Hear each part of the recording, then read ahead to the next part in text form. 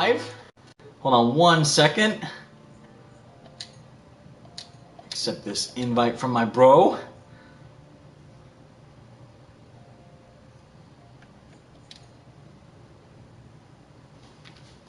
Let's see here. Franco, what's up, bro?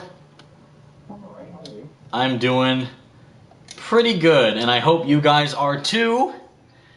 In the chat, what's up, guys? Really quick here. Now, I know what you must be thinking right off the bat. Evan, what the hell are you playing?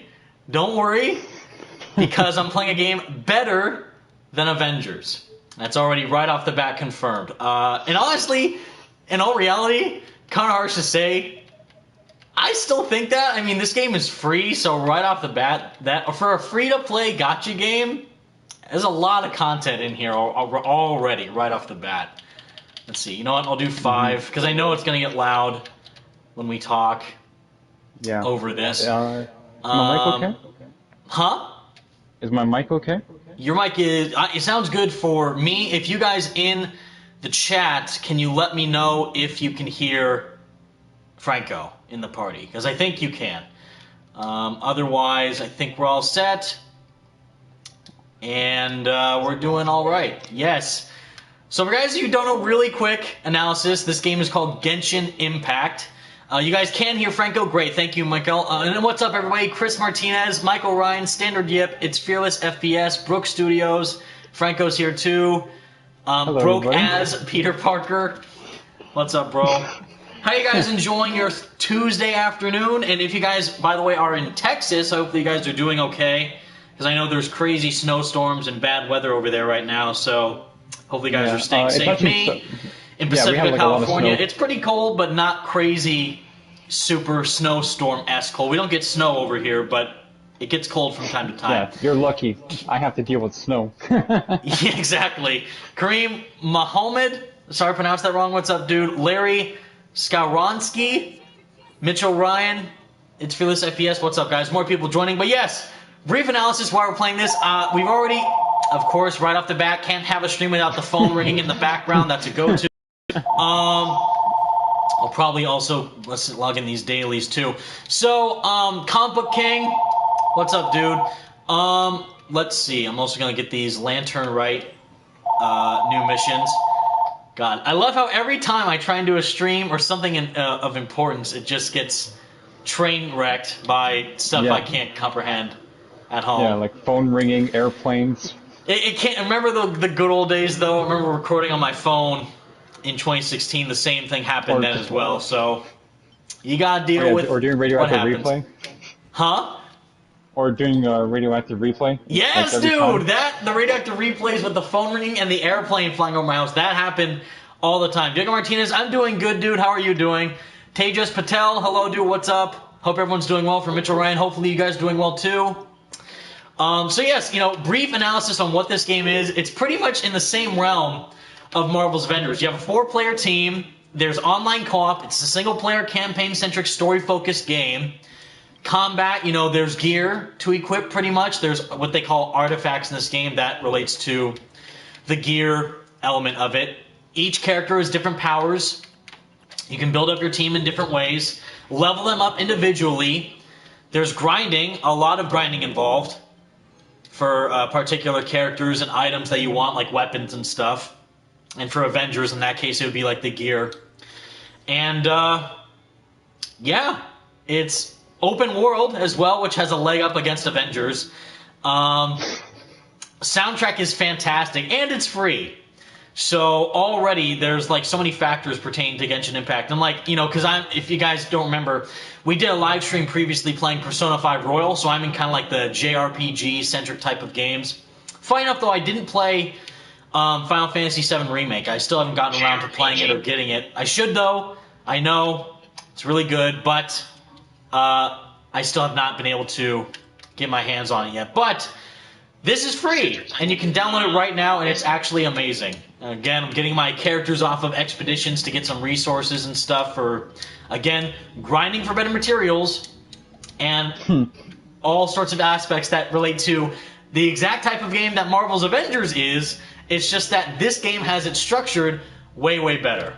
And that's kind of the comparison that we're going to be doing, because I've already live streamed Marvel's Avengers with Franco, who can testify with the massive amount of glitches that we experienced during our playthrough of it, which was especially when we were, it was falling through the we were sky like, Fortnite style, which was hilarious.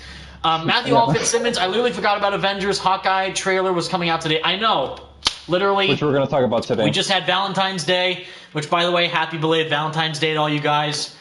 We've been playing Spider-Man. You know, we beat 100% in Miles Morales on stream, so that's why I'm not playing Miles, because we already did that. We already played all the Avengers stuff, so it's like I don't want to play it again. I played Persona 5 Royal, but that doesn't really relate to the topics we're discussing today. And this, though, Genshin Impact, I can grind for gear and get stuff while we're playing just on my free time while discussing the news for Avengers. And I can actually make progress for a game that I do like compared to a game that I don't like. Let's see. Someone just said, just Platinum Spider-Man Remastered 2 days ago, and the amount looking forward to Avengers Next Gen update. Yeah, good. I'm glad you played the remaster on PS5. Hopefully it's good. And yeah, the Next Gen update is coming, and same thing with Hawkeye, March 18th. We will dive into all that pretty darn soon. 42 people, welcome guys. Hopefully you're having a good day. Just hanging out with me and Franco, just messing around, talking about Avengers. Leave a like if you're so inclined to. That'd be nice, but if you don't, no worries. Chris Martinez, so is Spider-Man going to be in the game or what? Isn't he going to come out next month? Great point, and that's exactly what we're going to be talking about pretty darn soon. Mr. Hoppa, great question. Will I live stream Avengers once Hawkeye is released? Yes, I will, because, oh my god, we have to wait over a month and 2 days until he actually is included into the game. So, yeah, we have some time until that happens. Ghosty, what's up, dude? Fanboy1911, Spider-Man got delayed. Yeah, I think it's safe to say everyone got delayed at this point. Fanboy. That's a fact. And we're waiting for more people to join the stream, getting situated. We've only been streaming for like almost 10 minutes, so we're going to get into all that soon. Don't worry. But there's a lot. Which game is this? Z Goku. This is called Genshin Impact. It's a free-to-play gacha game, open world, grinding for gear in the same realm of Avengers, except the difference is, like a game like Destiny 2, or, you know, not like a game like Anthem, the grind in Genshin is actually good, and it's fun and engaging. And I did mention this previously when I live-streamed Persona 5 Royal, that this is another game I've been playing in the meantime. Frozen Spidey, no. So this is just a stream bashing Avengers. No, it's not supposed to. It's just that there's a lot of negatives compared to positives that we can take away from the war table that occurred today. If you're excited for it, more power to you. I'm happy for you. That's excellent. I'm sure Franco is, you know, we discuss things on Twitter. We're both we have the same mindset, but we're at least looking forward to what could happen for the future of this game, you know, for Avengers, and see what they could do. Tanil Moss, I was really counting on this war table. Yeah, me too. Exactly. I completely agree. And by the way, just heads up for anyone who doesn't know about this game, Ganyu is like one of the top tier characters that you can get, and gacha games, meaning that pretty much indicates that in order to get like the best stuff in the game, you pretty much are inclined to spend money. I have not, just like Avengers, I have not spent a single dime on this game besides paying for it. And for Genshin, it's even less so since it's free to play. And I got Ganyu without having to pay money for it. So that's just pure luck, just by grinding and going through the main stages of stuff. And that is pure clutch on my part. And I know a lot of people are salty about that because they really want Ganyu in their party. But I got it for free, so I'm using her to the best of my abilities. And I'm trying to get a new bow for her to help out. Holy smokes, this goddamn Hilichurl trying to get me. Anyways, no, but to answer that question, no, this is not intentionally supposed to be a negative / bashing stream towards Avengers. It's more just pointing out what worked and what didn't work about today's war table and the news that we can take away from it. Naj Airy, bash Avengers, I'm with you on it, unfortunately. No. Again, we're not trying to hate Crystal Dynamics or Square Enix. It's just more about honestly discussing what we can say worked and what was good and what didn't work and what was bad. So it's been almost 10 minutes now. Hopefully you guys are doing well. Over 50 people in the stream. Thank you all for tuning in. Hopefully you're having a good time. We're just streaming some Genshin Impact while talking about Avengers because it's a game that I actually do like to play instead of Avengers, which is a game that I do not find as entertaining as it could be, especially considering how it relates to a Marvel property with the characters that we all love, you know, Iron Man and Captain America and Thor, all the Avengers, you know, we hold near and dear to our hearts. And sadly, the way on how it's structured as this live service game just isn't engaging, to say the least. And we waited since Kate Bishop was delayed back, you know, when she's supposed to come out in October, and then she came out in December. Now we got, you know, the update from Square Enix saying that they were going to showcase Hawkeye with a war table in, you know, February. They discussed that earlier this month. And then it turns out by the war table today that occurred, Hawkeye is not going to be included into the game, as well as the next-gen update, the PS5, Xbox Series X update for Avengers, until March 18th. So over a month until the next character is included into the game, which means it would be until December, January, February, March. So 3 months from the first character that they include into the game to the next one. That is not acceptable in the slightest. For a live service game, and again, if you're trying to say, oh, it's because of COVID, it's because everyone's working from home, yes, I understand it's hard to make a game of this magnitude, of this scope and scale, with restrictions from the developer side, working from home, and not having all the resources necessary. But the sad factor is, again, like Genshin Impact, if you're making a game that is live service with content that is additionally including stuff frequently, like Genshin is, because that's like the best game that I can use for this example, then you have to keep consistently adding it non-stop, no matter what. And again, no matter what, no matter if you're in a pandemic, no matter if there's, you know, delays, you have to keep at least the player base engaged into what the content is. And for Genshin, as an example, you know, they have this event going on right now called the Lantern Rite, which is pretty much a way to celebrate Chinese New Year within the game, which is really cool. And there's story content, there's new characters to unlock, there's new missions to partake in, there's side quests to gain XP with, there's weapons to gain, there's artifacts to unlock, there's dungeons to raid. It's an open world, so there's new regions to explore pretty much. It's insane. And again, it's a free-to-play game, so the reasons on why you should not play the game is 0 to none. They literally have a bunch of content included in the game frequently, and it's free. So you don't have to pay a single dime. If you do want to try and unlock characters quickly, then just like Avengers, you have to pay money to unlock certain skins. It's kind of like that. So if there's characters you really want to unlock, you can unlock them just by playing through the game like I have, or you can spend money on what the microtransactions are in this game called Primo Gems to unlock the game and unlock stuff for the characters, which I'll show you right now, just as an example. They call them wishes in the game. So right now, the main character that's like all getting everyone hot and bothered is Zhao, the guy right there in the middle of this banner. Each character has a certain banner to unlock different items and abilities. Like right there, there's 3, you know, legendary characters. I do have the one on the bottom left, Chi-Chi. She's in my party. I got her by luck. But I didn't want her. I wanted Mona, since she is the water pyro instead of the cryo, which is the water vision, the element, instead of the ice one. Zhao, though, he's Animo, which is wind, and he has a spear, and he has a lot of damage. So he's really powerful.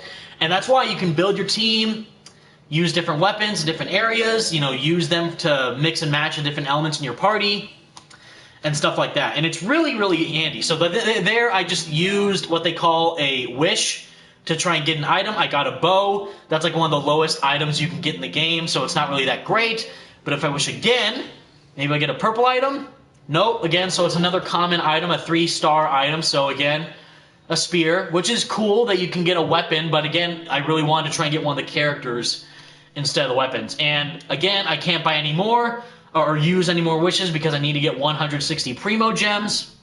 And to do that, you complete daily missions, which is what you saw me doing. I was beating up those hilly churls. That was a daily request, or a commission, I mean, just to beat up enemies in the territory. You get XP, you level up your character, you level up your weapon, you get to explore more of the open world. It's a continuous grind that makes you feel like you're actually progressing through the game in a great way. Whereas what I'm trying to get to, my point is, with Avengers, that's not the case. You go in the same areas over and over and over and over and over and over and over again, beating up the same enemies nonstop. With the AIM robots, the Taskmaster goons, but pretty much it's all just AIM. It's still just AIM at this point. No matter where you go, it's all the current faction is AIM. Where instead we could have fought aliens like the Skrulls and the Kree, which is what they're trying to build up to. We could have fought Atlanteans if you want, get Namor in there. You could have fought Hydra, one of the most obvious villain factions to include in an Avengers game, and we still haven't received that. Just waiting around for when they do include content is just such an eyesore right now. And it's just crazy to deal with waiting for so long. And what I think Mr. Happa brought up, or Naj Airy brought up previously, is Spider-Man delayed? And that's the thing. That's exactly it, is that we have no clue. There's no roadmap for the game, even after September of 2020, when the game released. And even so, we're still waiting for a concrete roadmap of what items or characters or story beats and whatever going to include down the line in the campaign. The Reassemble campaign, which they've done with Kamala Khan, but it's continuing on further with the Operations and the Taking Aim campaign and Future Imperfect. Like, that's all campaign stuff pertaining to the story of Marvel's Avengers. And then the future of the franchise, you could say, going forward, with how that relates to the wider scope of the Kree invasion and the characters like Black Panther and Spider-Man and Doctor Strange and War Machine and all these characters have been data mined as well from leakers. So it's not like, oh, we don't know when they're coming. No, we know. The sad thing is, we know that these characters exist and that they're going to be included in the game sooner or later. We just don't know as a public sentiment from the developers as to when exactly that could take place.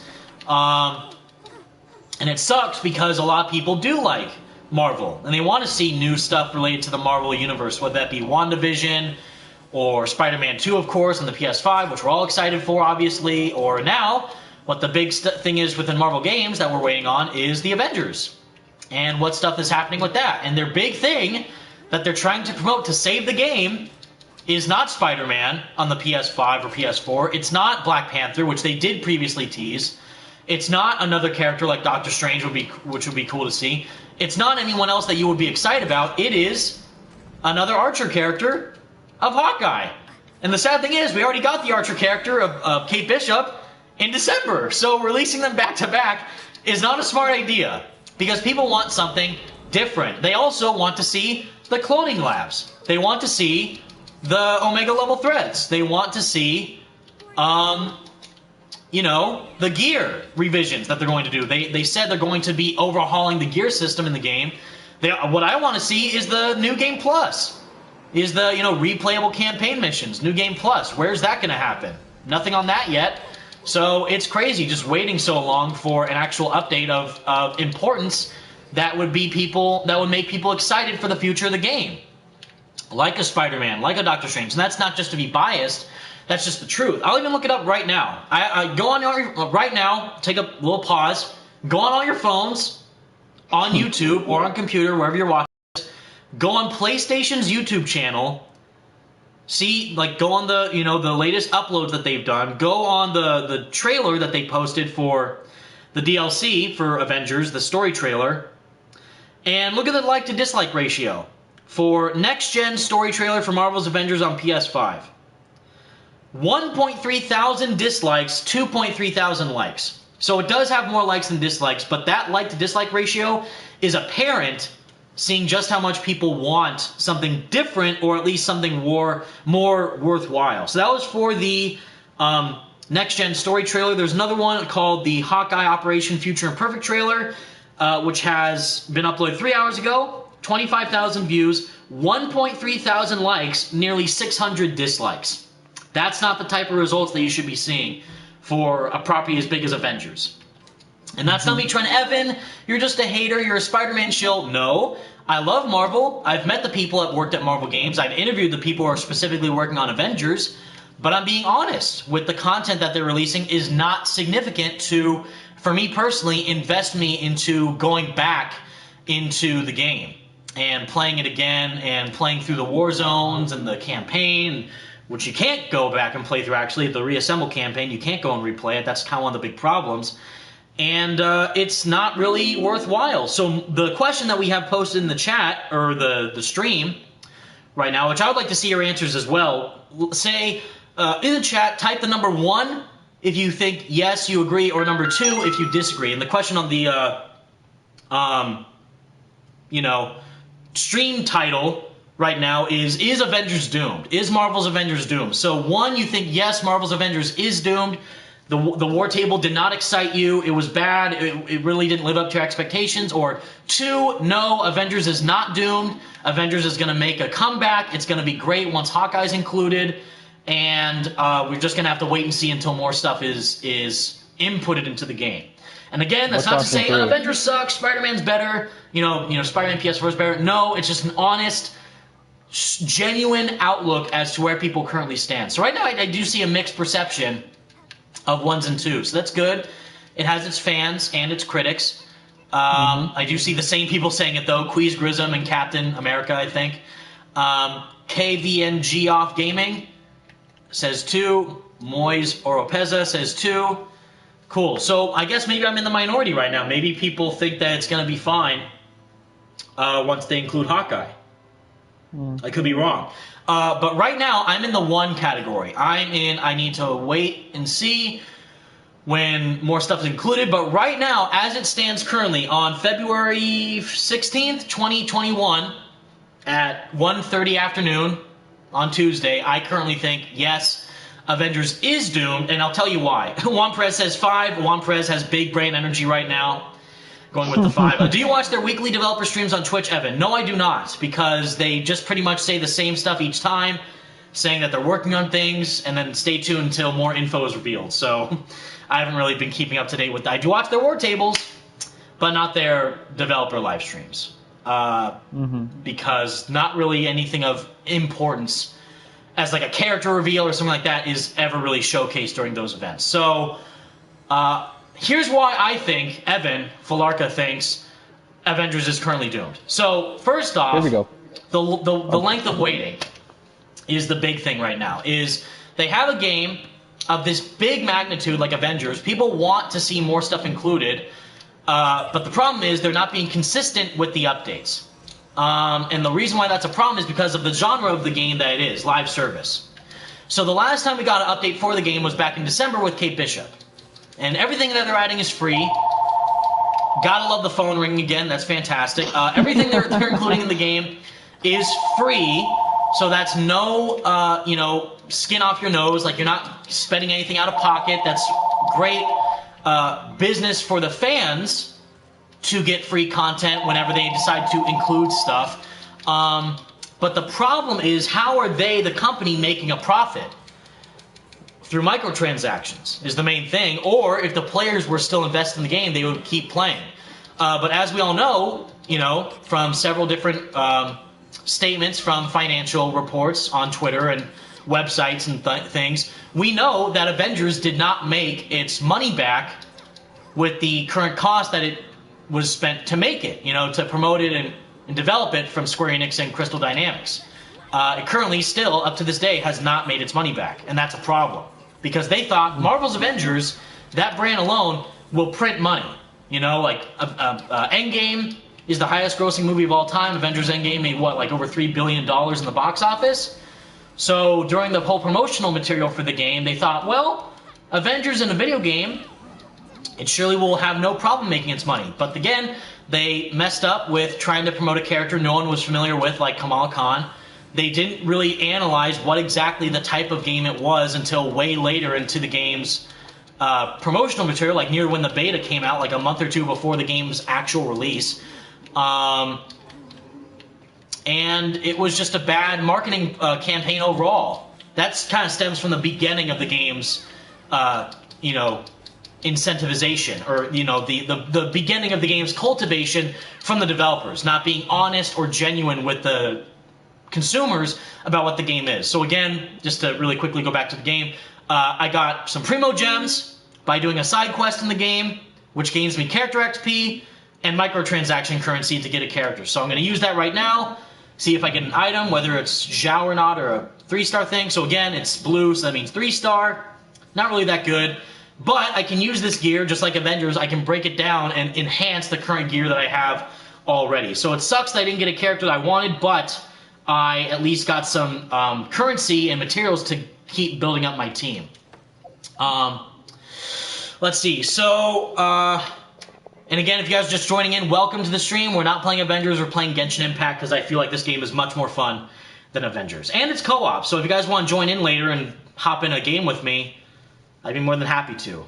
But what I was saying is, we waited for so long for some content. We never got it because they had to delay it because of developer problems. And Kate Bishop, this is the main where it was supposed to happen. Kate Bishop was supposed to come out in October. Clint, Hawkeye, was supposed to come out in November. And Black Panther was supposed to come out in December. And Spider-Man was supposed to come out in March of 2021. That was leaked.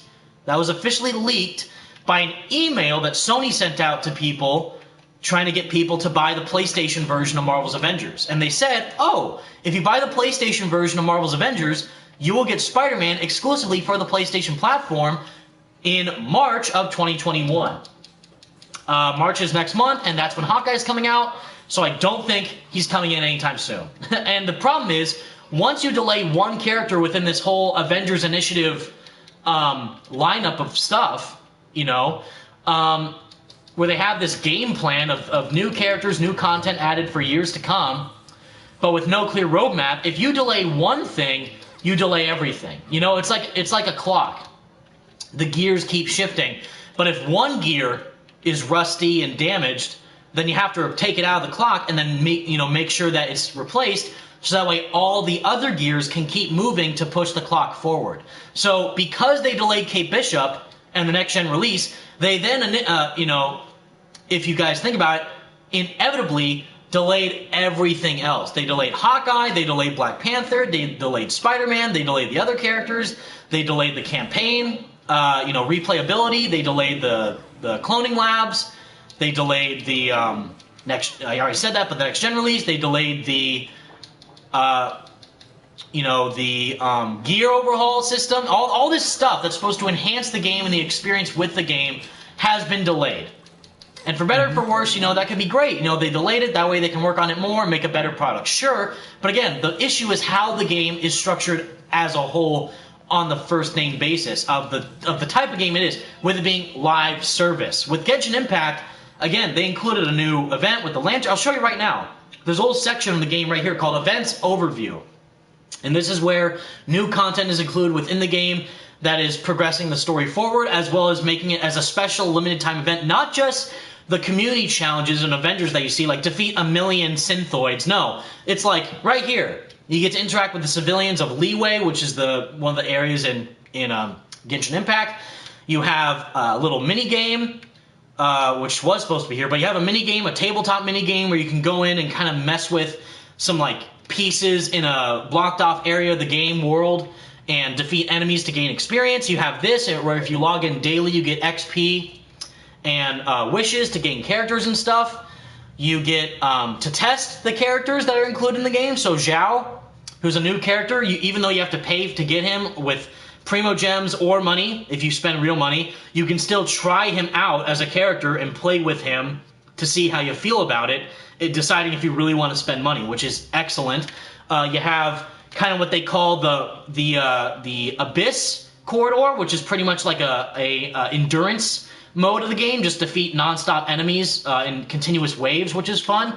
And a new enemy to fight, where it's like the Geo Vishap, the game, which is like a giant monster you can fight to get XP and adventure rankings and money and things to rank up your characters. So right off the bat, there's 1, 2, 3, 4, 5, and then a 6th thing that's not on here. 6 new things included in the game in the span of a week after they included the other thing previously, which was Ganyu, which is this character that you see right here.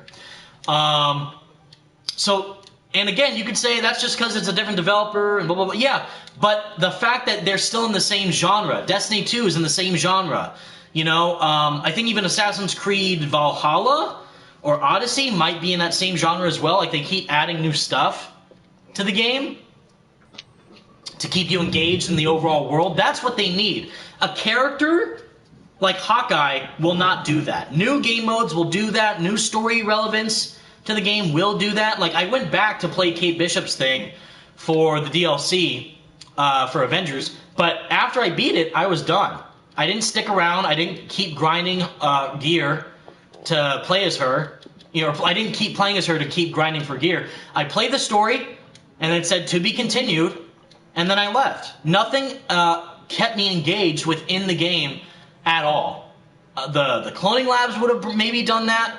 Again, replayable campaign stuff would have done that. New gear to mix up the playstyle for the characters, that would have probably done that. And it just didn't work out, sadly. And now we have no clue when they're going to include the other characters besides Hawkeye. And even more so, which is very concerning, which I was talking to Franco about, and I know I've completely talked over Franco this whole time. I'm so sorry. No, don't But worry, it's okay. I'll have you say your thing soon. But another reason why I'm a one, why I think that Avengers is doomed currently, is because of how the war table today ended. You know, we already knew that the new next-gen updates were coming. That's not really anything surprising. And we knew that Hawkeye was coming, which, again, is not surprising. So, what was surprising that was taken away from the war table? Well, the release date now is confirmed for March 18th, which, fun fact, is the same day as when the Snyder Cut comes out, the Justice League Snyder Cut, which is super bad because you know how many people are looking forward to that movie, you know, pestering for it for so long, and now they're finally going to get it. So where do you think those people are going to spend their time? Watching the 4-hour-long Snyder Cut? Or playing a 2-3 hour long new campaign mission of a game that not a lot of people are excited about anymore, with a character that's not really that exciting. It's just pretty much another revamp of a character we already got with Kate Bishop, just the OG version, like Hawkeye. My answer is more people are going to watch the Snyder Cut compared to play Avengers. And alongside of that, which Franco and I find as a massive problem, is what they did, or what I should rather say, what they did not show at the end of the war table is nothing new. Is at least at the end of Kate Bishop's war table, we saw that they were going to do Hawkeye, and then they showed Maestro and the new region and stuff like that. And of course, because they said that it's a yeah, Blasty, my main man, which everyone, by the way, go follow and subscribe to Blasty Games. He does great stuff on his own channel. Yes, Blasty, I am playing Genshin Impact, because it's what I believe to be the far superior version of Marvel's Avengers. Just being honest. No. Plus, by the way, and I know, like, if you guys play the game, you may or may not know this, but you can choose to play as a male or female character with the twins, Ether or Lumine. I chose Lumine because I do like the voice actors playing her, and just because, why not? But this is my go-to team. Lumine, Bennett, because he has fire abilities, and that's coming in very handy recently. Barbara, which I'm not a fan of her voice update and the new update that they had for 1.3, I think it was, for Genshin. And she heals the team, so I definitely need a healer on the team. And Ganyu, because she's one of the most rare characters you can get in the game. And she's an archer, so I need ranged characters for this current build that I have going on. What I'm trying to say is, right there's a lot of variety in the gameplay that you have for Genshin versus a thing like Avengers, where you go in, you can equip the gear, there's the Gamma, there's the Pin Particles, there's the Stark Tech, but none of it matters. None of it at all really matters with how your playstyle ends up becoming, with how you build each Avenger, which what they tried to promote the game with. Unlike this, where some gear can enhance your health, some other gear can enhance your ranged attack, the others can enhance the critical attacks, damage buffs, defense buffs, and it doesn't really matter in Avengers because all you're doing is just beating up enemies nonchalantly. But here you have to think strategically as to how you want your abilities to mesh well with the other characters. What I was trying to say is, my point was that Hawkeye's war table did not at all tease the future of what's to come next for the game.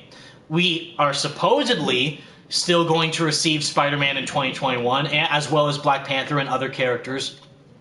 But we do not know the extent of how long they can keep funding a game, they being Square Enix / Marvel, that no one's playing. Because again, the player base has deteriorated on Steam, console, PC, all that. Hawkeye isn't even being included into the game until next month. So for a whole month, we're going to have nothing for the game to be added and updated.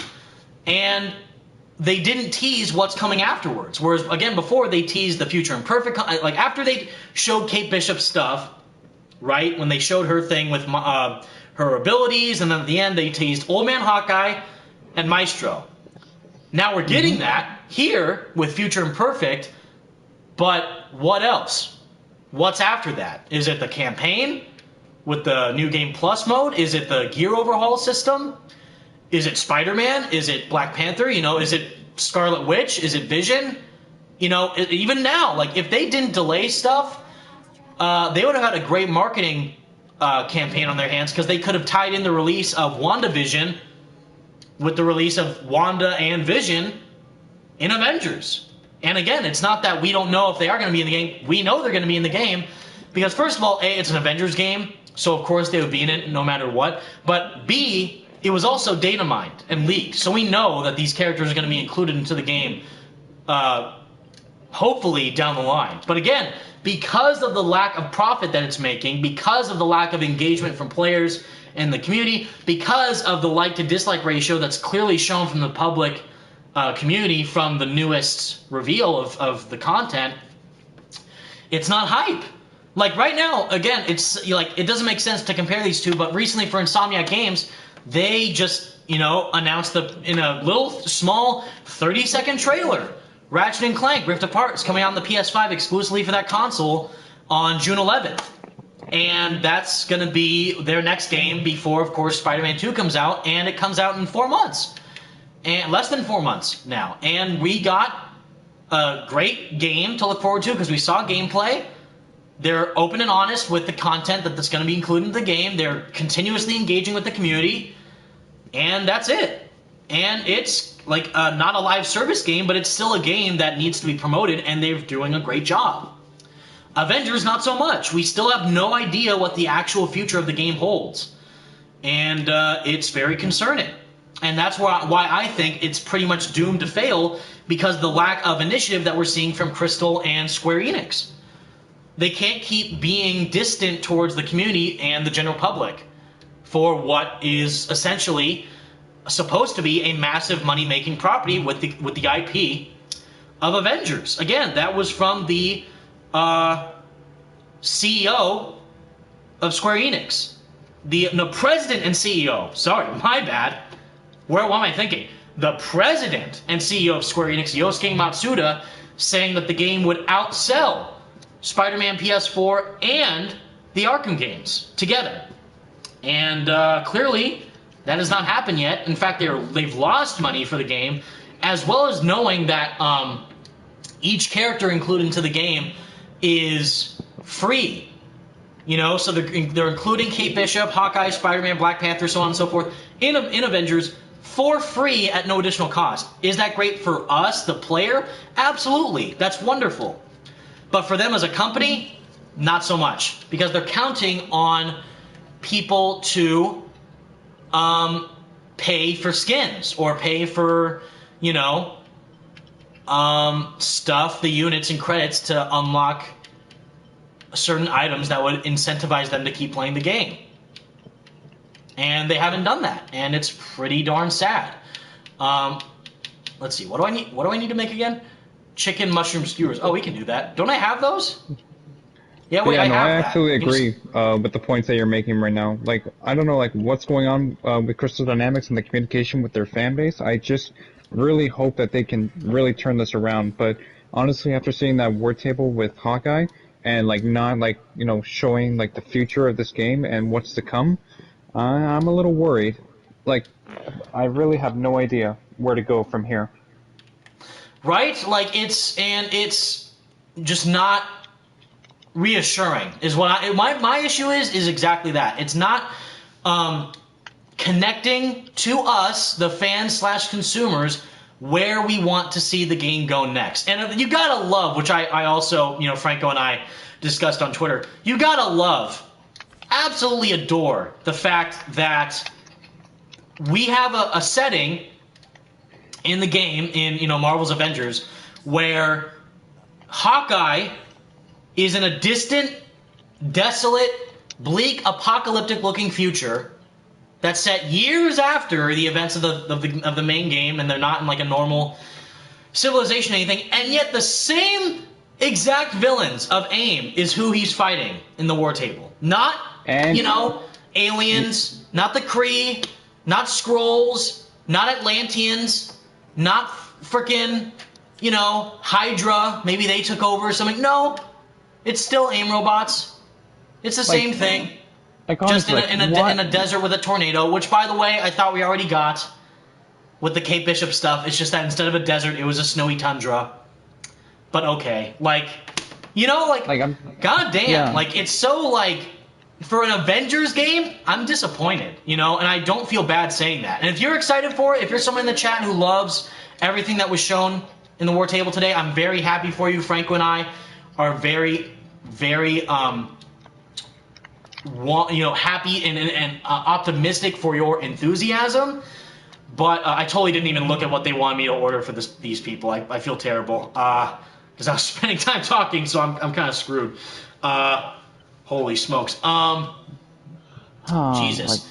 But yeah, it's not at all comforting to see the lack of ingenuity and differentiation between content that we see in the original game as well as the content that we have now, which is what? September, October, November, December, January, February, March. 7 months later. Almost a full year later until the game came out. You know? That's just really, really bad. And it's not at all what I was expecting for this game. And it's like, oh, but they got lucky. They got new emotes, right? With Hawkeye. They got Lucky the dog. How fun is that, right? No. No, not fun. No, sorry.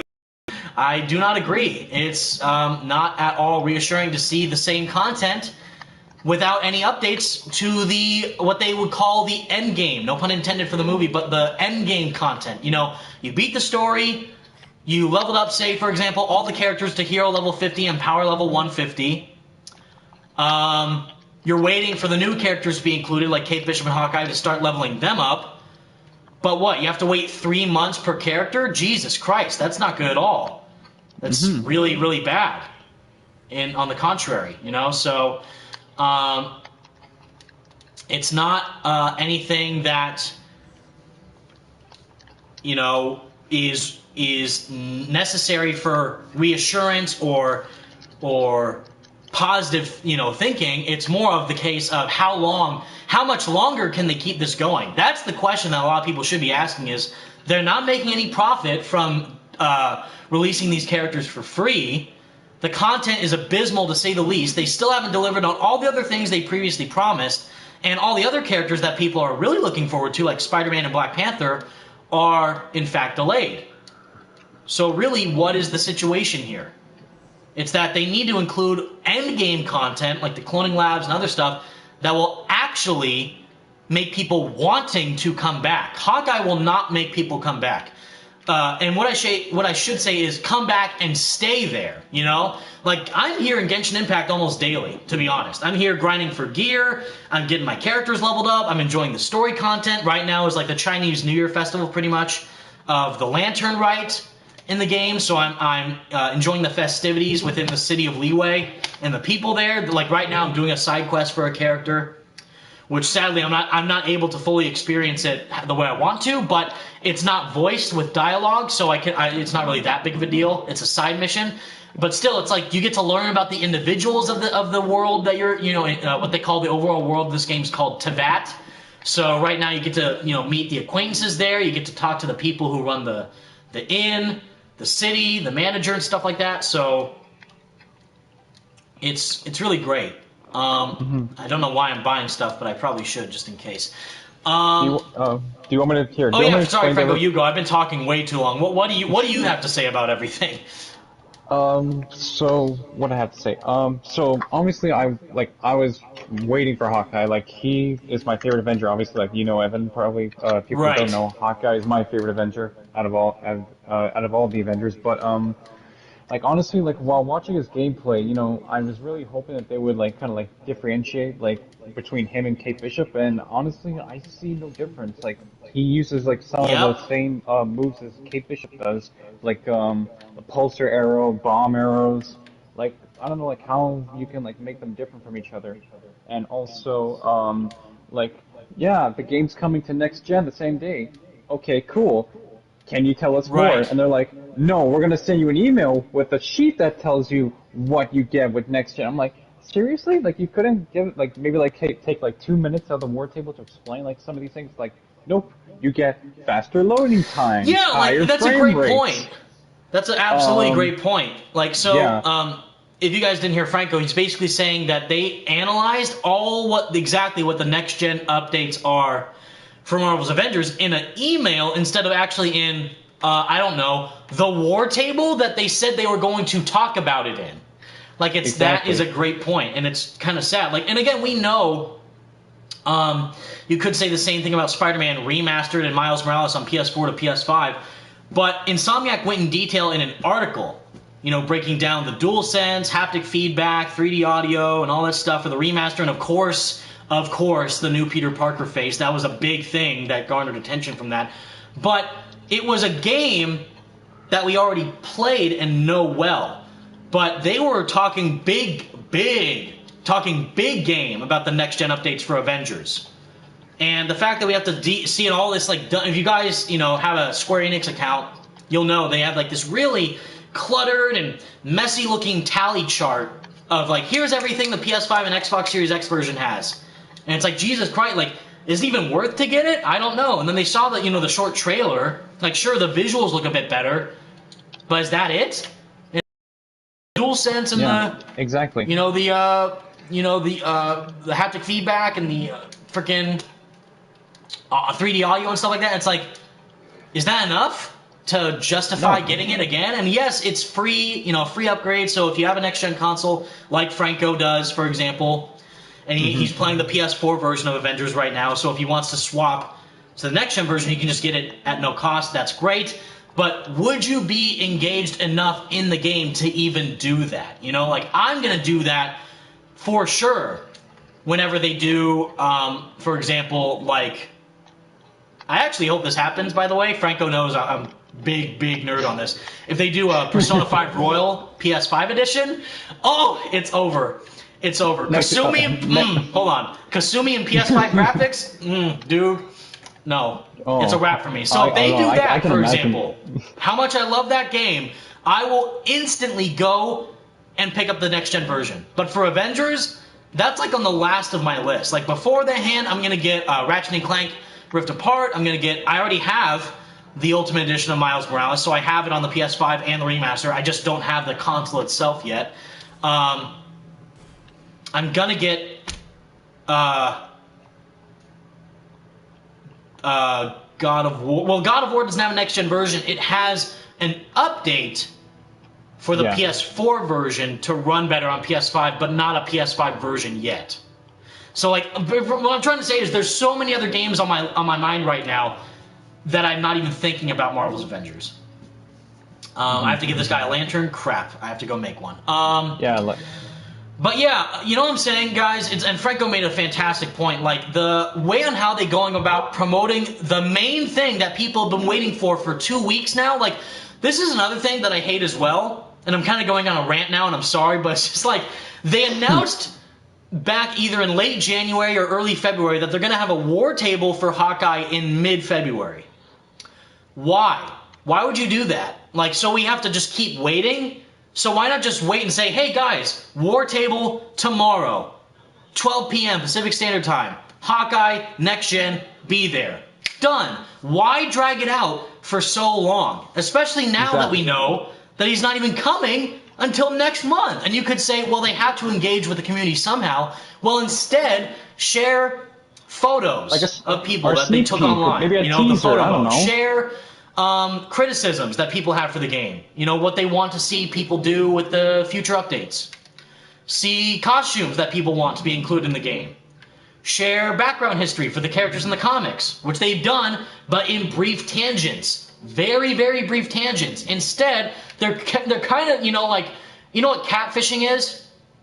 If you guys know that, like, they're kind of catfishing us in a way. Like, here's something that you really want, and that clearly is this, but in reality, it's something completely different. And they're leading you on to think something that you really do want, and you're not getting. And that's the problem.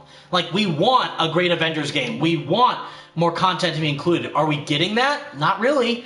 And that's a problem. So, you know, that is why I don't like the war table we saw today. Exactly. Boymont, it's pretty much clickbaiting us. In a way, like, of course we're getting the stuff. We're getting Hawkeye. We're getting the next-gen update. But is it stuff that people are excited for, and is it really something that they want to see? Not really. And again, that's not just bias speaking. Like, of course you want to see Spider-Man. Of course you want to see Black Panther. Well, first off, who doesn't? But second off, it's a character that we all as fans know would draw attention. At the very least. At the very least, it could be for bad or for worse, you know, attention. Like, and you know for a fact, it's inescapable at this point. I don't care who you are, what you say, you cannot deny this. The very instant that they reveal Spider-Man and Black Panther in the game, people are immediately going to be comparing them to, for Spider-Man's case, in the video game realm, it's going to be Insomniac, you know, for Spider-Man PS4, and for Black Panther, it's going to be Chadwick Boseman. And we already know, again, from leaks, that, what's his name?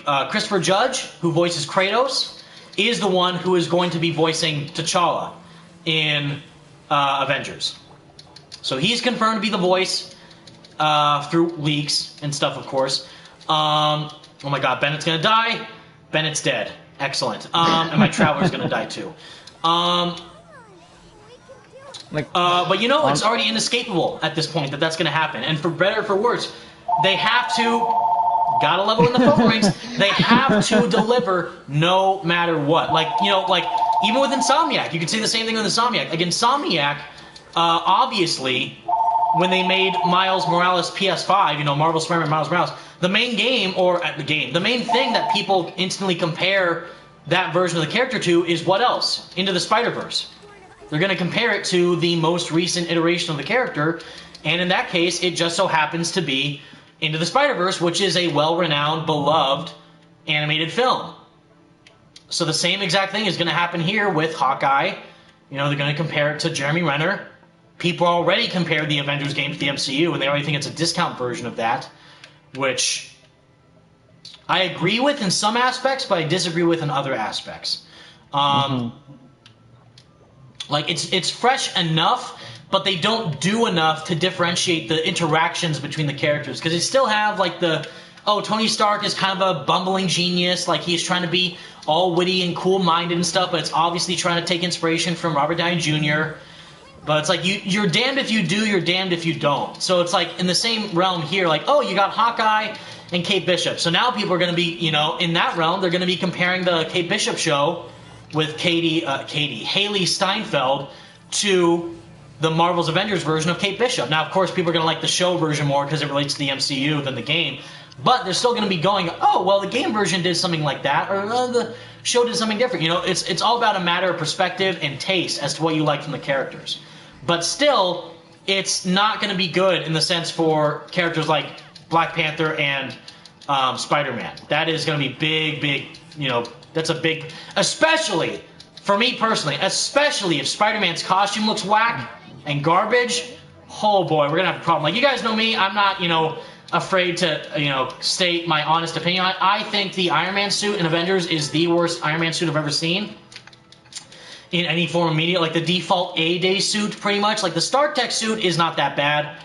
The Intergalactic suit with the red eyes and the jetpack boost, pretty much, that looks pretty good. The default Iron Man suit is the one that I think looks garbage. The A-Day suit, same thing with Captain America and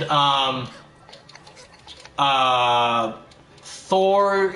Thor's alright, actually, but in Black Widow too, like, you can't really do anything different with a Black Widow suit. But oh my god, I think I'm gonna die.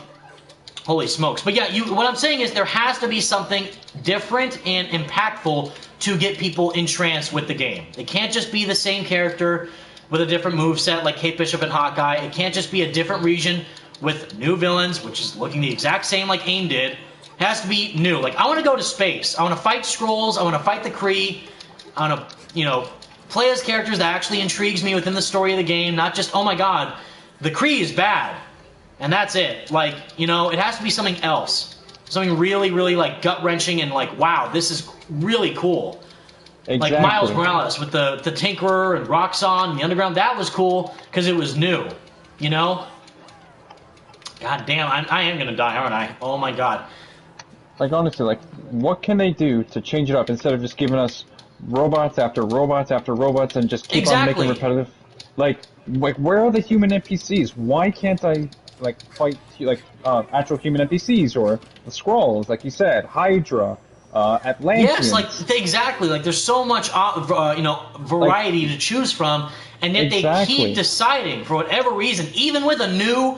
First off, it's a new region, and it's a new region in the future. By the way, with the future imperfect, and yet they still decide to do aim robots over and over and over again. Like holy crap! Can you do anything else, please? So that's why I have such an issue with how the game is structured right now, because it's not anything new. Especially when so many people are clamoring for new things. Exactly. And if they don't deliver on that, then we have a problem.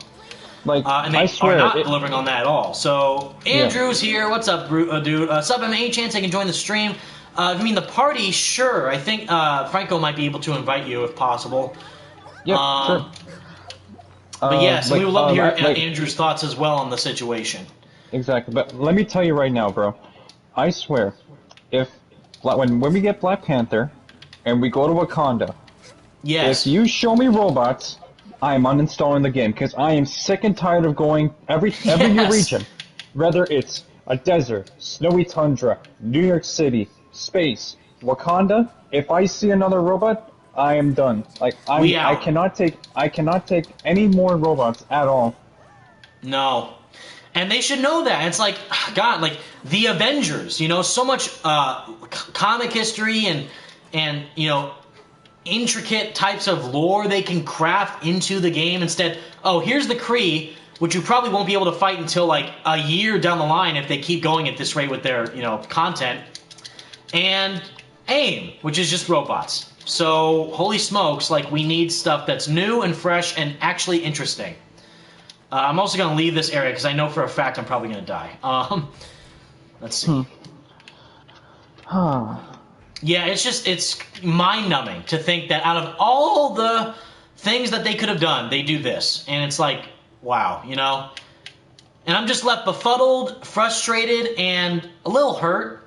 Because it's like, they can do better. Hey, man, what's up, Ethan? Everyone go follow Ethan Castillo on Twitter. He's the best at making amazing art. He's doing a lot of Spider-Man stuff recently, which has been looking amazing. What's going on, hey, Ethan? man, that War Table Loki got me pretty hyped. Then I realized we have to wait a month. Yeah, exactly. And that's the thing. It could be exciting to see where the story goes next. But at the same time, it's like, well, the length of time we have to wait, a month plus, does not get me excited in the slightest. Blasty, the only robots I will accept are the ones in Spider-Man Web of Shadows. Yes. Which,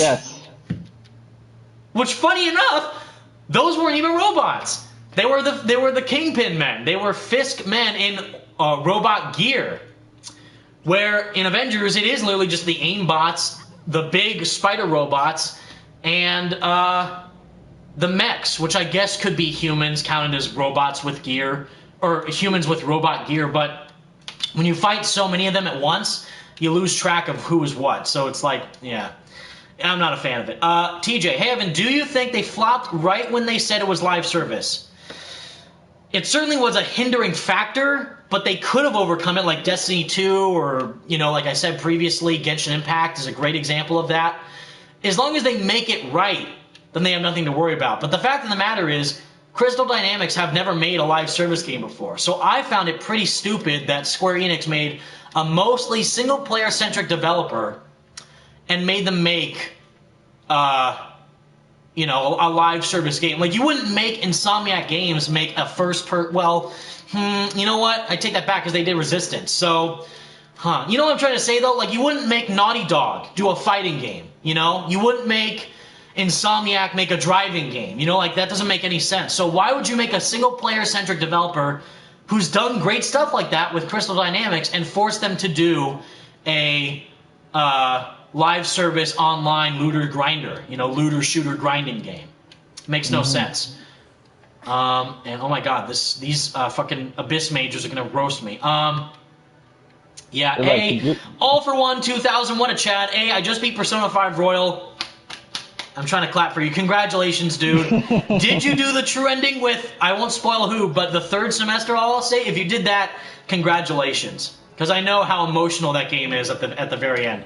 I should probably get out of this area because these enemies are having their way with me. Yeah. Remember that first-person Avengers game a while ago? I missed that. Yeah, I do, except I wasn't a fan of it because I am not fond of first-person games. The reason why I came here anyways was trying to get the ore for the Zhao Lantern. I haven't even done that yet, but yeah.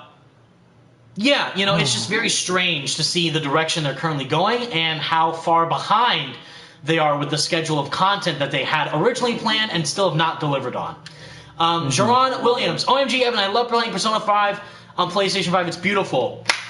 Yes, now all we need is a core next-gen release of Persona 5 Royal so I can see Joker and Kasumi together in next-gen. That's all I need. Franco knows this. Oh, All For One did not get to the third semester. Damn.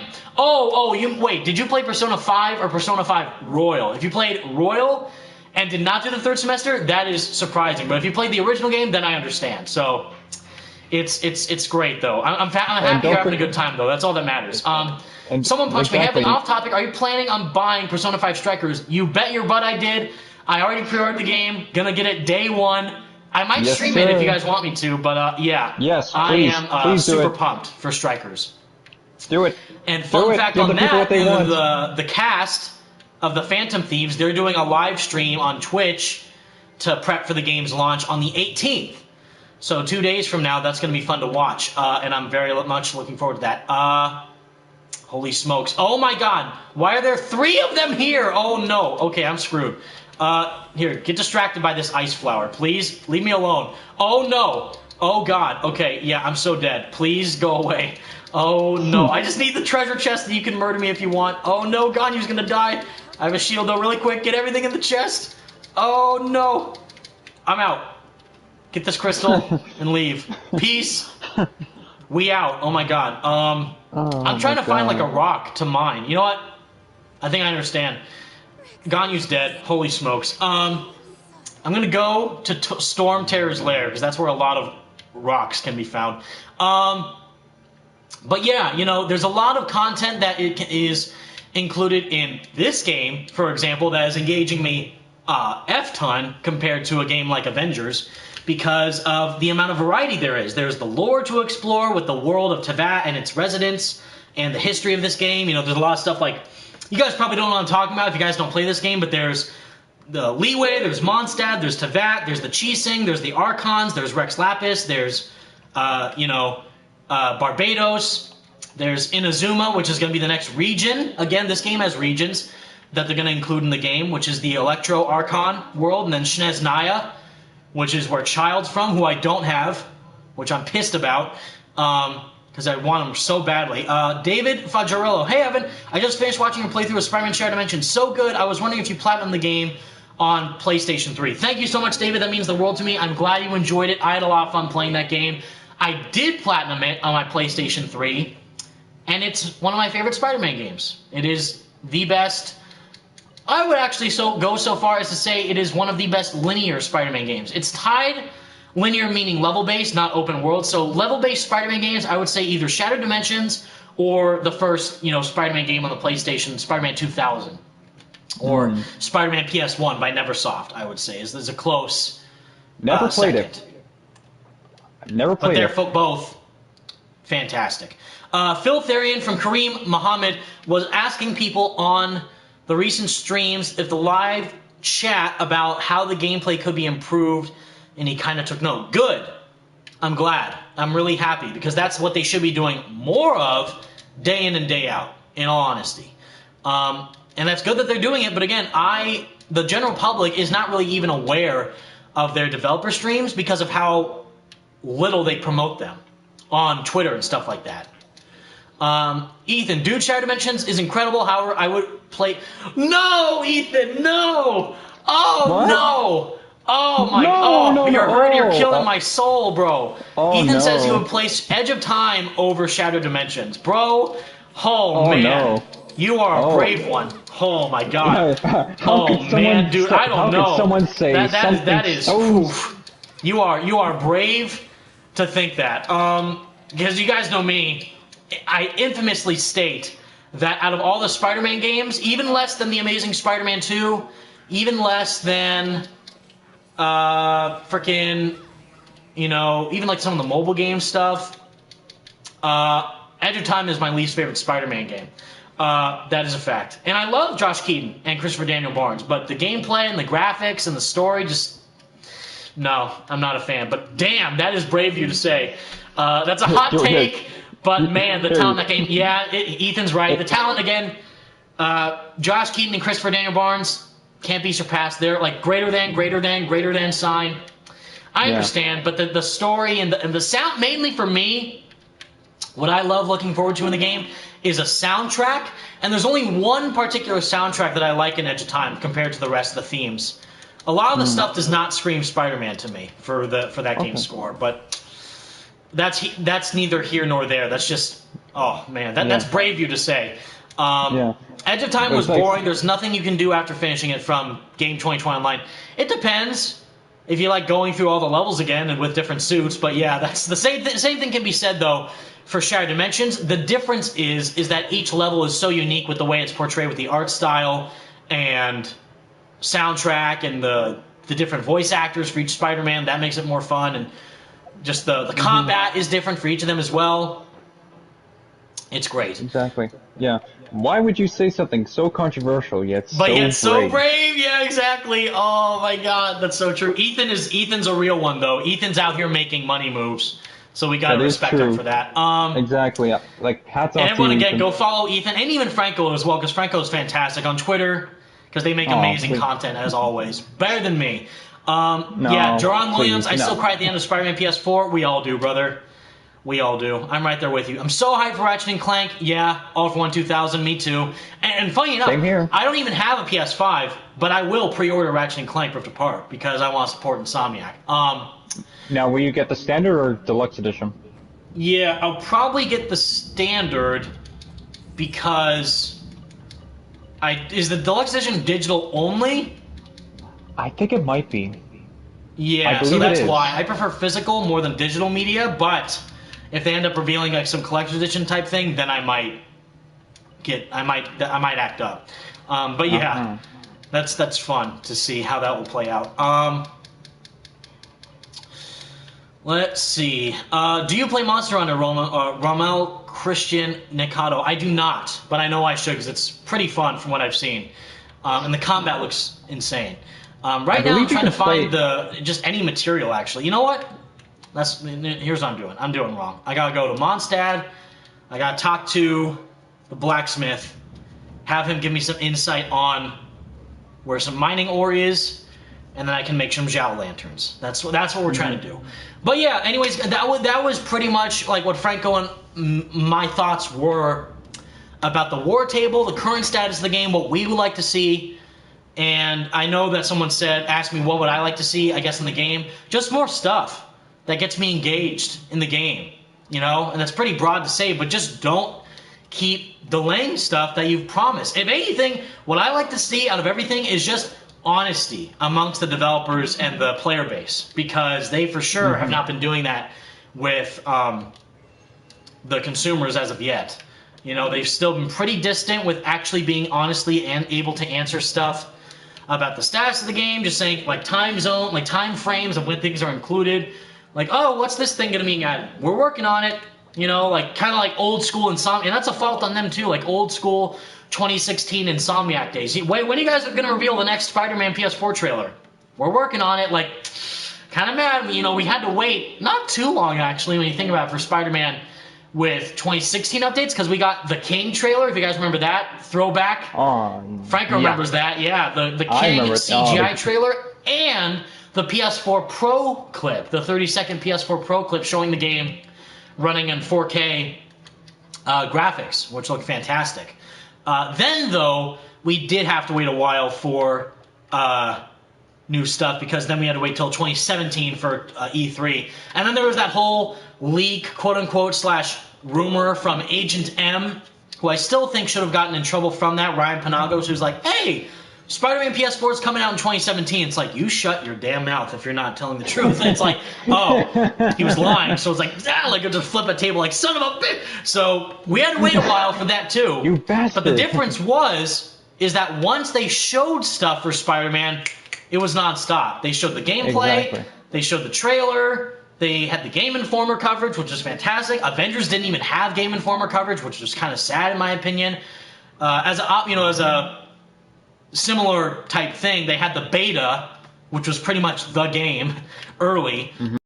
Then they were very, cautious and very hidden about being honest when the beta will be included into the game and open about when we can expect it. So that was still very hidden amongst the community. And so, yeah, Ethan, man, the PS4 Pro teaser was chef's kiss. I missed the old suit material. Yes, Ethan, yes. I do too. Where now? I think, I don't have a PS5, but maybe Franco can attest to this. I think the PS5 suit material on the remaster for the advanced suit looks better on there and closer to what we saw in the PS4 Pro / E3 2016 clip versus what we have now on Spider-Man PS4. Not to say that it looks bad, it's just that it's textured differently versus the two games. No, I can vouch for that. Actually, I should say all the suits have much better detail in the cloth of the suits. Much better. Yeah. Especially the advanced suit. I think it looks really identical to the short clip. Very identical. I know for a fact that what I like, the little small detail that they added, it's very slight if you're not super keen to pick up on detail. I know, Franco, you've seen it, but I mean the other people at home. If you have seen the suit, the advanced suit in the remaster from Marvel Spider-Man, you would see that the lenses have more of a white reflective lighting detail on them, which makes it look much more similar to the Ultimate Spider-Man suit, where it has the white kind of reflective lenses versus the static black that we see on the PS4 version, which is super cool because it's realistic advanced suit. Yes, please give me that. I need it. And even more so now, it looks like the statue that Jordan just bought, Vigilante Spider, on Twitter. He's a madman. He got the $1,000 price statue for the advanced suit. At home, which looks fantastic. And it looks huge. It's huge. It's as big as a person's body. It's massive.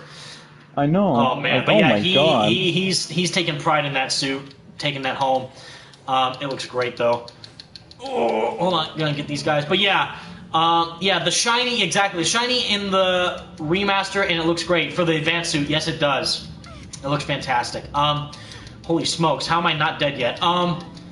Yeah, I missed it. Will I do anything for the Arkham games? That would be cool. So, I think that was from Juan Williams. I'm sorry if I mispronounced that. So, I have previously played Batman Arkham Knight on live streams, and I do have the Return to Arkham collection on my PS4.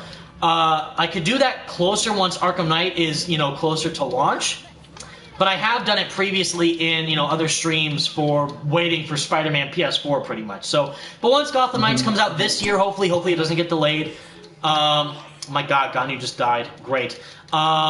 Sure, I'd be more than happy to play through Return to Arkham and stuff like that to just get excited for the game. Right now, though, like I've said this previously, my hype levels for Suicide Squad, Kill the Justice League, and Gotham Knights is at a... Well, okay, for Suicide Squad, it's a 3. I'm really not looking forward to it. And Gotham Knights is a 5. I'm in the middle. Because I need to see more of it, pretty much. Because look at what we just discussed about the entire time for Avengers, So we're kind of in that little skeptical area right now for Gotham Knights. Yes, I know it's not live service. It's not anything like Avengers. It's not 4-player co-op. It's 2-player co-op with no partner AI, meaning that if you play as Batgirl, for example, you'll only be playing as Batgirl in the game. You won't have Robin at your side or the other Gotham Knights. It'll just be you as Batgirl, and that's it. So that is what makes it different from Gotham Knights. Wow. So Suicide Squad, though, does sound more like Avengers. That's kind of where I'm a little bit skeptical right now for that game. So we'll have to wait and see as to what happens for either of those games. But once once Gotham Knights starts getting closer to release, sure, I'll maybe do a live stream. Maybe it can even be a charity live stream for Batman, do stuff for fun with the chat and the other Spidey Squad members. Yes, cool. Game 2020 Online, you're right. Is Suicide Squad takes place after Arkham Knight? To be more clear, it takes place in the Arkham universe. As for when exactly it takes place, that we don't know of as yet, but I would assume it takes place after Arkham Knight. I think that one makes the most sense. Mr. Appa, you know what's funny? Shadow of War is a single-player game made as a combo strategy game. In less than a year, we have Avengers and can't keep up the pace. Yes, exactly. That's the problem, is that there's other live service-esque games, like, what we're playing right now, Genshin Impact, that have done the live service genre better than what Avengers is currently doing. And that's the problem. If Avengers was just a single-player game, and they delayed their single-player DLC expansion pack content, like, as a level-based thing, that's fine. Whatever. No one's really that, issued with that, because they understand the circumstances. Like, say, for example, Spider-Man PS4 came out, and the Heist DLC with Black Cat was delayed from October to December. That would suck, but at least we still have the main single-player experience to deal with. Avengers has online, it has live service marketplace stuff with the microtransactions and the costumes you can pay for. It has grinding for gear to enhance your player, loadout stuff. And the way you can customize your Avenger is different from everyone else's. It has, like, the scope of it's bigger in the sense that there's different regions and areas to explore. Like, Spider-Man just has New York, and that's it for the world. Avengers promised, like, other regions and stuff and all this content, and it just didn't follow through. It didn't lie, but it didn't deliver its true promise. And that I find disappointing, to say the least. But yeah, but for Gotham Knights, we don't have to worry about that since it's not live service, but for Suicide Squad, there may be an issue there. Where, say for Suicide Squad, you start off with the 4 Suicide Squad members, Harley Quinn, King Shark, Captain Boomerang, and Deadshot, and say down the line they add Deathstroke as a big new character to expand. Like, oh my god, Deathstroke's coming in, Suicide Squad, as well as... I'm so dumb I can't even think of another character besides Deathstroke in the Suicide Squad. Polka Dot Man. Katana? Freaking, yeah, Katana, like, Rick Flag, who knows. Maverick Riker.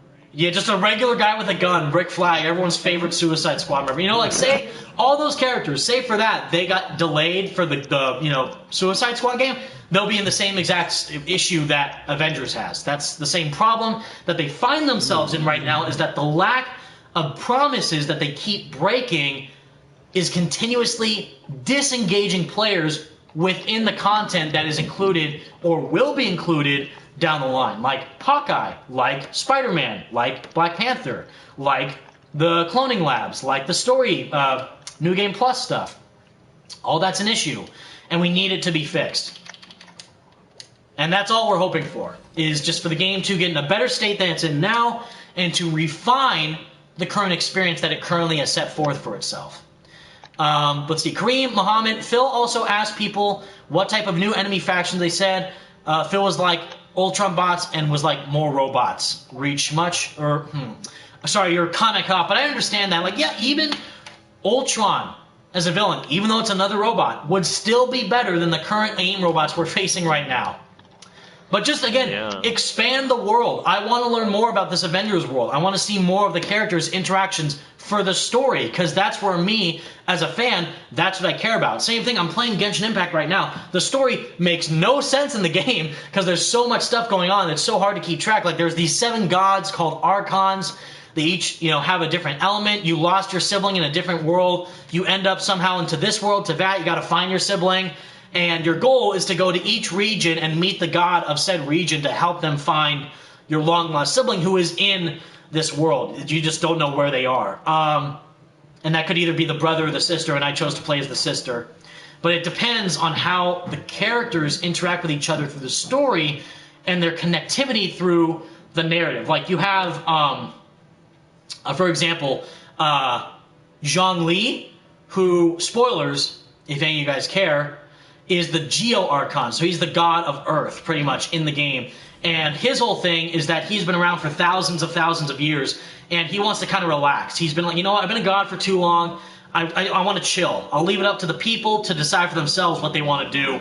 And throughout his whole story, you end up learning that he's a god, and he's giving away his powers to this other faction of the group called the Fatui, and the group of the Ice Archon world or region called the Sneznaya,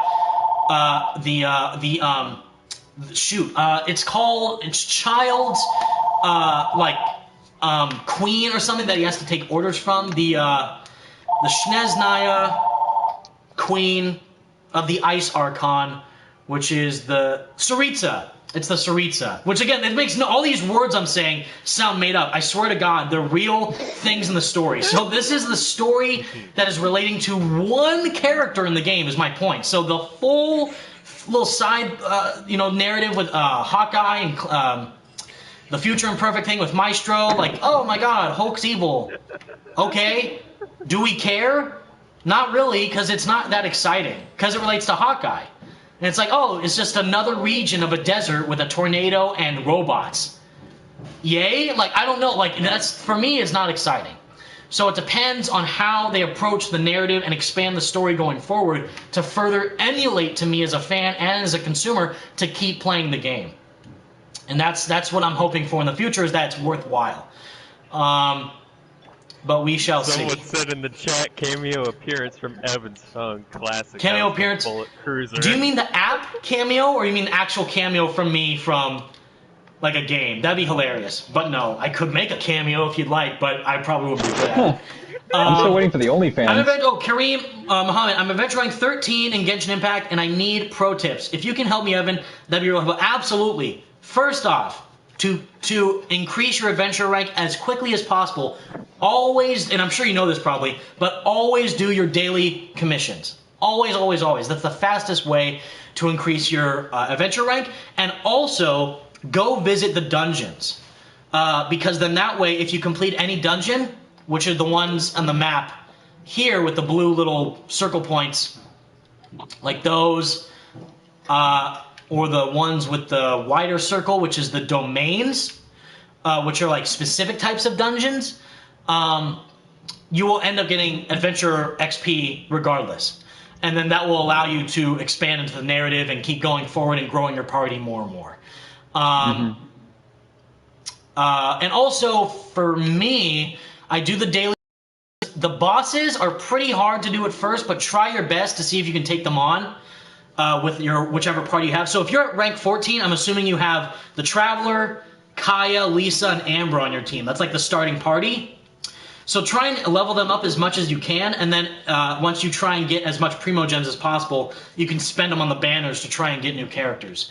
Also do these, the yellow little things here, the Lele Outcrop Blossom of Wealth, and Ley Line Outcrop. Those are just little tiny endurance rounds to face off against little waves of hilly churls, and then you'll get experience from taking them out no matter what.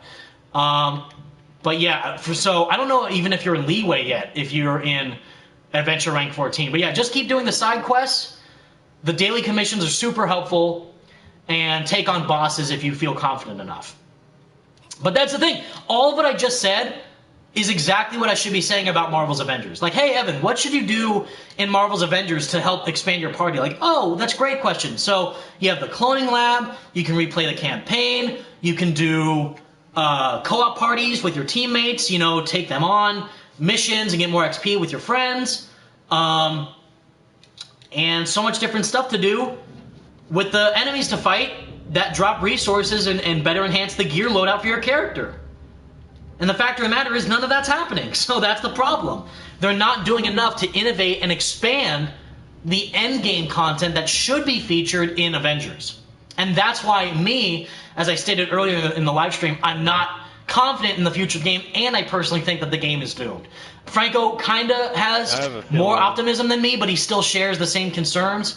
Andrew, we didn't talk to you. I'm sorry. What do you feel about the current status of Avengers?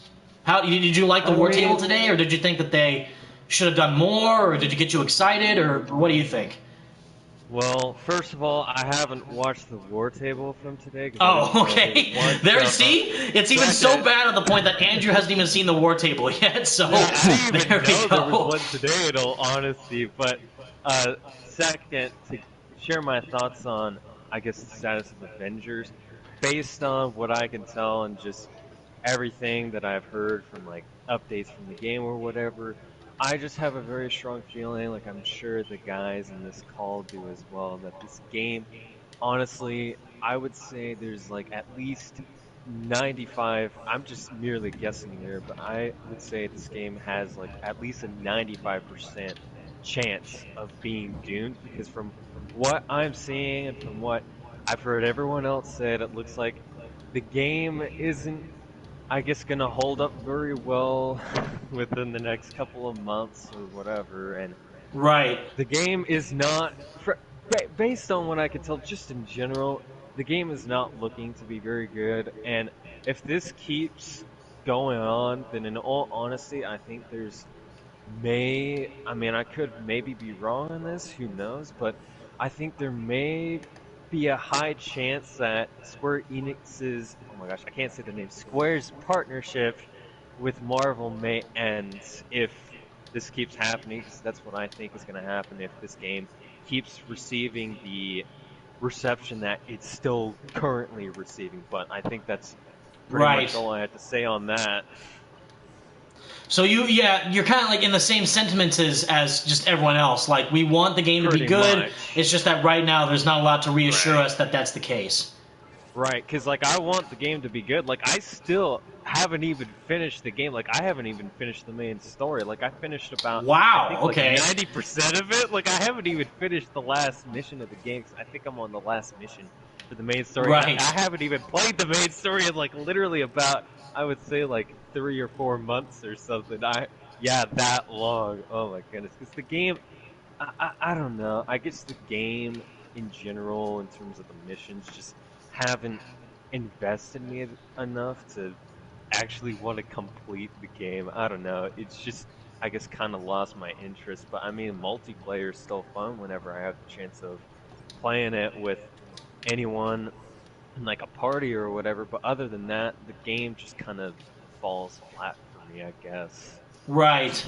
And that's the thing. We exactly and I hate to keep comparing them, but again, what has Genshin Impact done compared to Avengers that has done a much better job of engaging the players? They've added characters with their own unique backstories and lore and world building that connects to different aspects of the regions that the game will add down the line. Like, again, what I was saying, there's in this game, each region is based off the different element of the game's world. So there's 7 elements instead of like 4, like Avatar style, like earth, water, air, fire. There's those 4. Then there's also ice, which is cryo, electro, which is electricity, and then dendro, which I don't know what that is exactly just yet, but I think it's grass related since I've seen enemies in the game with that. But what I'm saying is this whole land right now is based off of one element. It's based off the earth element, and then the other one is based off the air element. Then the next region they're adding is going to be based off the electricity element called Inazuma. So there's whole new worlds to explore, new characters to see their stories with, new weapons to unlock related to the regions, new elements to acquire for the character they are playing as, which is the Traveler, the main character, I mean. And new ways and enemies to fight that engage within the world and expand the content for the game. And what Andrew's saying is a fantastic point. There's not enough in the game to keep him occupied in the multiplayer for too long. Because what are you doing? You're going into aim bases, beating up robots. There's nothing else. And that's it, exactly. Nothing else whatsoever. You're absolutely right. And that is a big problem. And the cloning labs sound more the same. Like, Jesus Christ, you're like even more so. Which, Honestly, by the way, even the did anyone notice? Like, did anyone else notice in the trailer for Hawkeye's War Table that him and Kate Bishop are teaming up together in the future? By the way, it's not the present anymore. It's in the future. Kate Bishop and Clint Barton are teaming up together, and who do they take on? Taskmaster. Are you freaking kidding me? Are you serious? Like, I don't know if Franco or Andrew, if you noticed that. They literally, like, he bum rushes Taskmaster I did not know this. in the trailer. I'm like, are you, like, effing serious right now? So even down the line, still we're fighting AIM, still we're fighting Taskmaster, and now we're fighting Hulk with a beard, which pretty much is just another version of Abomination. If he's evil Hulk, that's Abomination. Yeah, so it's the same thing. Like, my God, like, it's insane. It's actually insane. Honestly, based on what you're saying, it sounds like nothing in this game sounds that different, in all honesty. And what irritates me more is that if nothing's changed and, like, if they gave him, like, a week or a month. You know, nothing's been added that's too massive, right? That's fine. It's been 7 months, or by the time that Hawkeye releases, it will have been 7 months. From, again, September is when the game released. It was supposed to come out in May, but then it got delayed. So the 1st of September, October, November, December, January, February, March. That is, if you count the first, that's going to be over 7 months to receive a second additional character. Pathetic, in my opinion. I'm sorry. Wow. I can't be, you know, dishonest about how I feel. It's genuinely sad to see that happen to a property we care about so much with Avengers. You know, Marvel. We want it to be good, but the fact of the matter is, it's not good. It's not currently in a good state, and the fact that more people are leaving, they're not making a profit, and they didn't tease any content after the Hawkeye stuff is very concerning. Again, like I've stated this previously, but in case you guys didn't see in the stream, at the end of Kate Bishop's War Table, they teased Hawkeye and the Future Imperfect story DLC, right? Because that's teasing where the story is going next, after Kate Bishop. That's great. What about Hawkeye? Well, we got the next-gen update, which we already knew about because they said they were going to say that. You know, they're going to talk more about that. We were going to get that. Now we have the date for it, which is March 18th. Hawkeye is also coming out on March 18th with his little story chapter.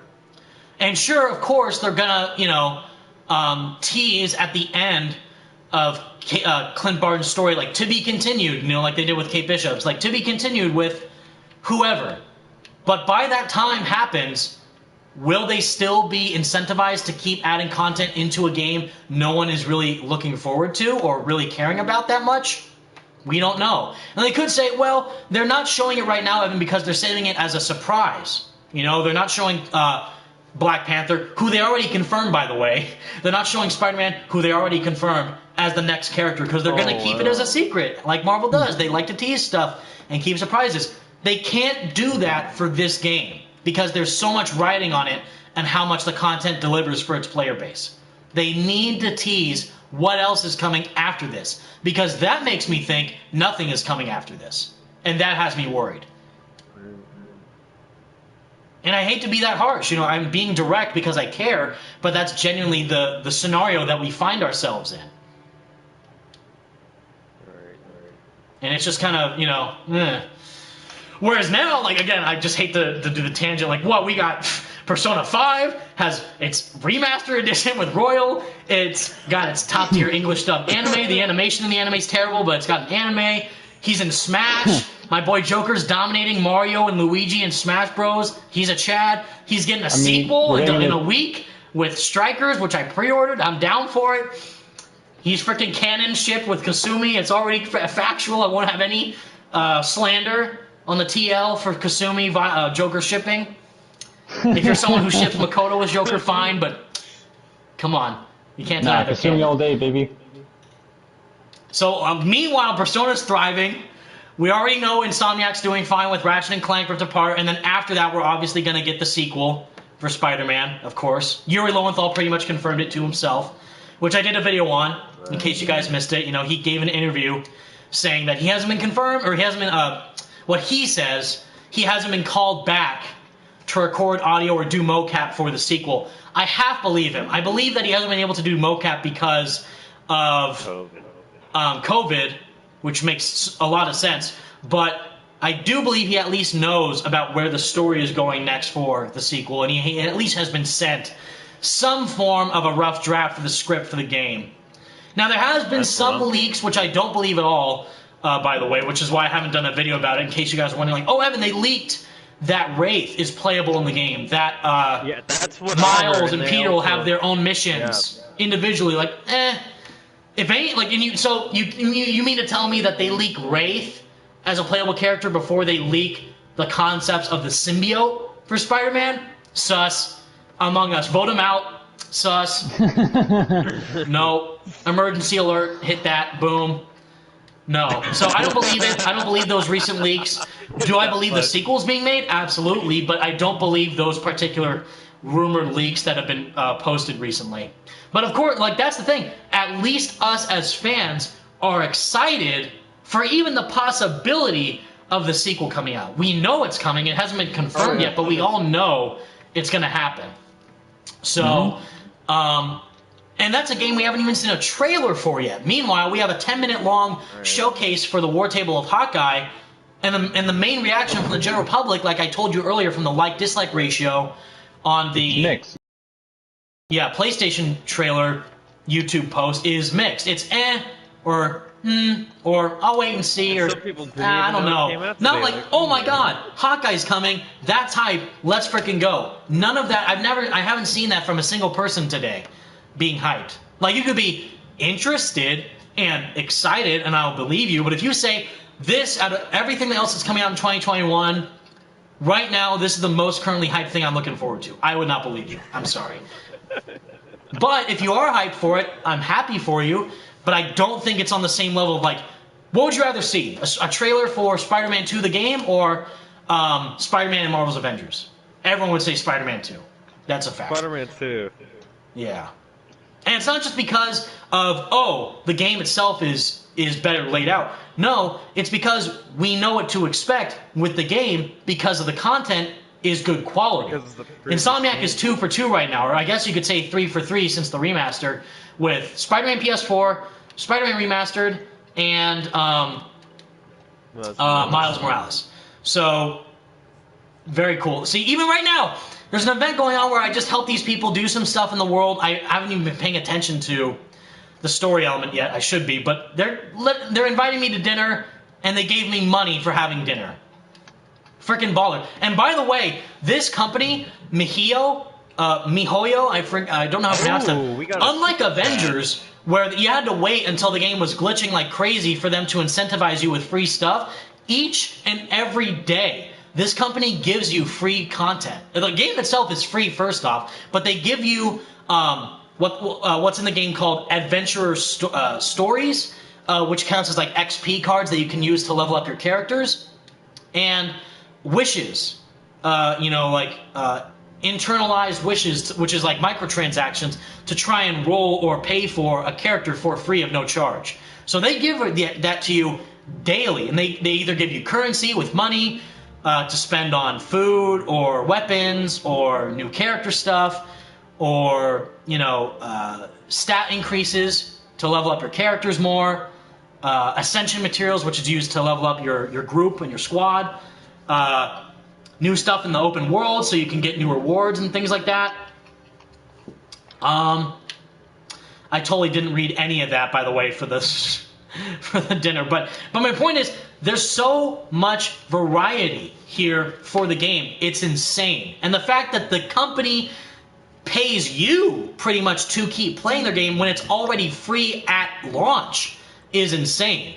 Meanwhile, Avengers, you have to spend $10 on microtransactions just to receive a single skin.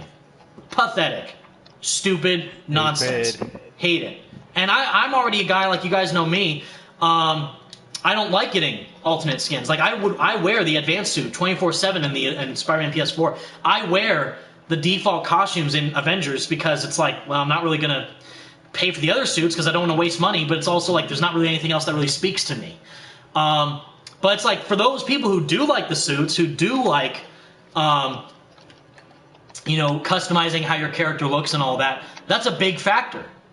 And not being able to do that is super problematic, especially if it costs so much for a game that you already spent $60 to play at launch. It makes no sense. Especially when a game over here, Genshin Impact, again, this company made so much money, miHoYo, for what they did with Genshin Impact, with goodwill amongst the community, repeated content included, new variety, new game modes, new story content, new worlds to explore. They made so much money from a free-to-play game that they were able to buy PlayStation 5s for every single one of their developer employees. That's insane. And it's amazing to see how good a game like this, from like a new IP, a new game, a new company, it's not really as well known as Avengers, which is a property everyone knows, and it's still in like a bad spot. It's like, are you kidding me? There's no excuse for them to be in the spot that they are now. So that's my problem, is that what a game, as how lackluster it is right now, could have been done so much Kind of better. reminds me of the Battlefront 2 situation in all Yeah. honesty. But that's the thing. You would have thought that they have learned from that, you know? But they fell into the same trap of releasing a messy game, broken at launch, only to hopefully make it better a year or so down the line. But will people, how low the player base is now, still want to engage in Avengers a year later? I don't think so. And I see Game 2020 Online. I really want to play Royal just for Kasumi. You, sir, are a man of culture. I respect you, and you are absolutely correct. You absolutely should. Oh, Evan, you gotta Oh, Jordan check Williams, that, thank you so much. bro. No, I didn't see it. I'm sorry. I don't have the setup You on want me to my read on it my for stream, you? and I'm not looking at my phone. But I don't know if you saw it, but I sent you $5, bro. Thank you so much for your donation, dude. That means a lot to me. I appreciate it. Thank you all for tuning in. 60+ people in the stream. Hopefully you're having a good time. We're just playing Genshin Impact. I have my best buds, Andrew and Franco, the Spy Squad, here with me talking about Avengers and games. Spidey Squad in the house. And hopefully you're all having a relaxing Tuesday afternoon. Also, happy belated Valentine's Day to all you guys as well. Hopefully you had a good one. Happy Valentine's.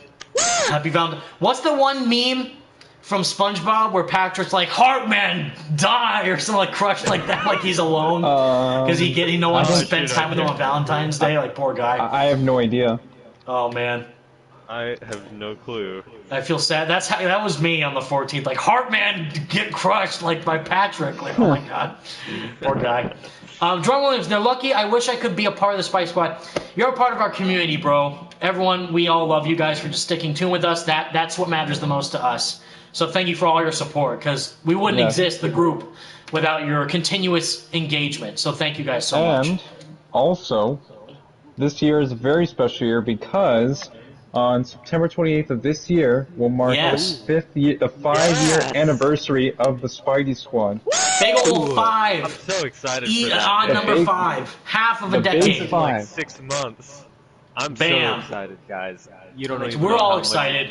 I'm looking forward And to I remember that. specifically, Franco and Andrew were one of the main co-founders of the group when it first early started back in September of 2016 when I was in my college dorm room in San Jose State University. And it's like, yeah, like, you know what? We're all waiting for this Spider-Man game. And I love telling this story too because it's like so fun. Like, we're all waiting for this game. We have no clue when it's releasing. We're all talking about it. Why don't we form like a group together to kind of build the hype and keep it going for however long it lasts? Because this is like the main Spider-Man thing we literally could not stop thinking of. Even with no trailer footage at all. Just the teaser trailer in 2016. And that was it. And a little dialogue from Yuri Lowenthal and the music of the 12 Titans, Celestial Motion. That was it. Nothing else. But we had that, and that was more than enough for waiting for so long. And it was worth it. And seeing where we are now, Franco can confirm. I don't have a PS5 yet, so I haven't seen it for myself. But the Spidey Squad logo is in Spider-Man Remastered, and that is fantastic. And that's all thanks to you guys making the group, helping it form what it is today. So I love you guys. And it looks even more gorgeous on PS5 with its updated hardware. I bet. And meanwhile, I'm in pain. Normal PS4 standards, just like, oh, the logo, but it's not ray traced, and it's not in 60 FPS. I haven't seen it yet, but damn, I bet it looks great. Oh, I still can't even believe it's been 5 years. Holy crap. Believe it, Naruto style. I know. That's crazy. Oh, man. So, see, right now, guys, if you see right here, this whole tab is for quests. Whereas in Avengers, what they try and make you feel like there's a lot of variety, that there's the main objective, and then there's the chest that you can loot as side tasks in the city or whatever region you're exploring at the time. It's not open world, which I hate people who say, I'm free roaming in Marvel's Avengers. No, you're not. You're just exploring a little tiny area. There's no free roaming in Marvel's Avengers whatsoever. But there is free roaming in this, because it's massive and there's so many secrets to uncover in Teyvat throughout the land. For Avengers, they try and make you feel like there's differentiation in content with the main objective, which is beat up robots or unlock chests. And that's it. And that's literally what I think the cloning labs will be as well. Whereas in this, again, you can talk to the local residents, you can search around the world for collectibles, you can upgrade characters by going in dungeons, you can find secret hidden stashes of chests to unlock. It's nuts, and I love it to death. It's so much fun. And I'll show you right now. Like right now, I'm going to go to this platform. I got some, I forget, the geo sigils or whatever that are in midair. I forget what they're, the homunculus gems or whatever. Offer all. Boom. Check this out. I just upgraded the amount of stamina and XP that I can gain from my character in the leeway region because I got collectibles pertaining to the Geo Archon, which is the god of Earth, or you know, the rock Archon, pretty much, the god of Earth. In this game, I got XP, I got currency to upgrade my characters with, I can hopefully roll for another character for free. Let's see, can I? Yes, I can. Check that out. A whole new free roll just off the top. Let's see if I get something good. Probably purple? Nope, it's still common, but still, the fact that I made that much progress shows what they need to improve upon for Avengers. Make the rewards matter, is what I'm trying to say. And they do not, you know, really, like, have any relevance or importance in what the game is now, in the current state of Avengers. Kareem Muhammad, and then tell him to watch the War Table right now and let us hear his reaction. Perfect opportunity. Oh, that's fun. So, Andrew, do you by any chance want to watch the War Table now, live, for the chat, and hear your reaction on camera? That's a great idea, Kareem. Yeah, let's do it. I gotta... Hang on. Oh, shoot. I'm playing Battlefront.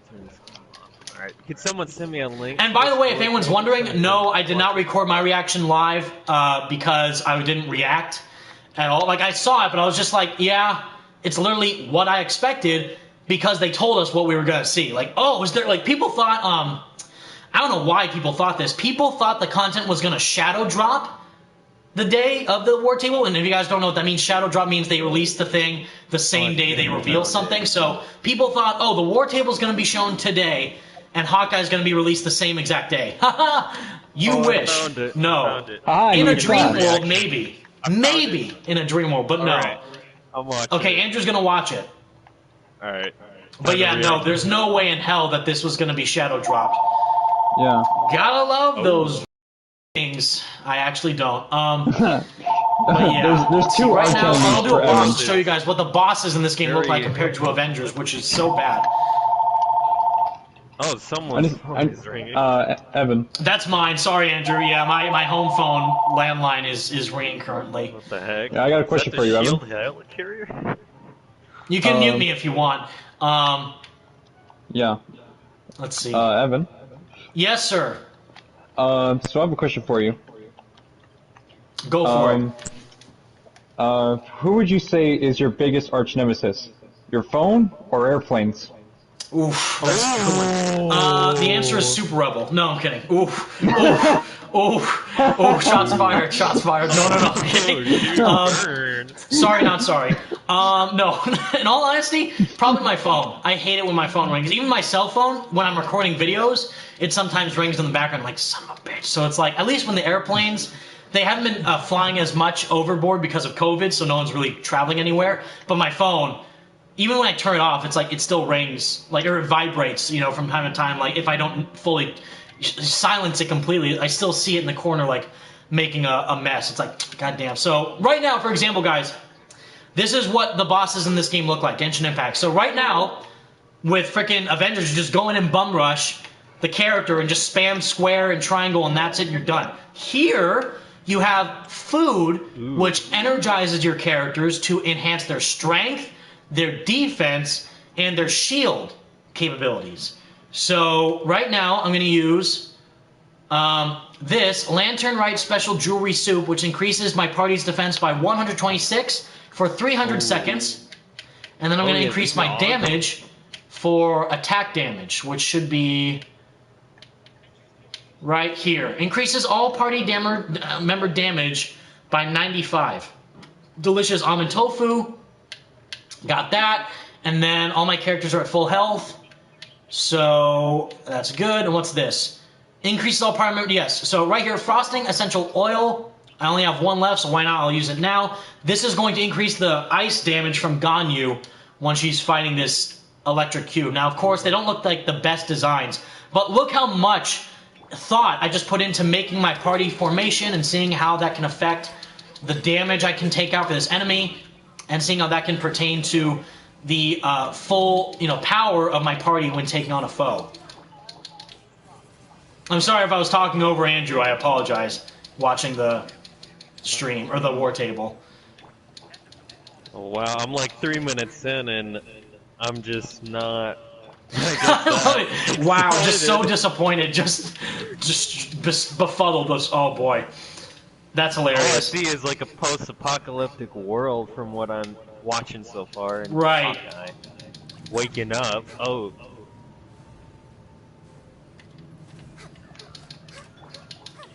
Oh, the whole, or Mephisto, or whatever he's called. Oh, here we go.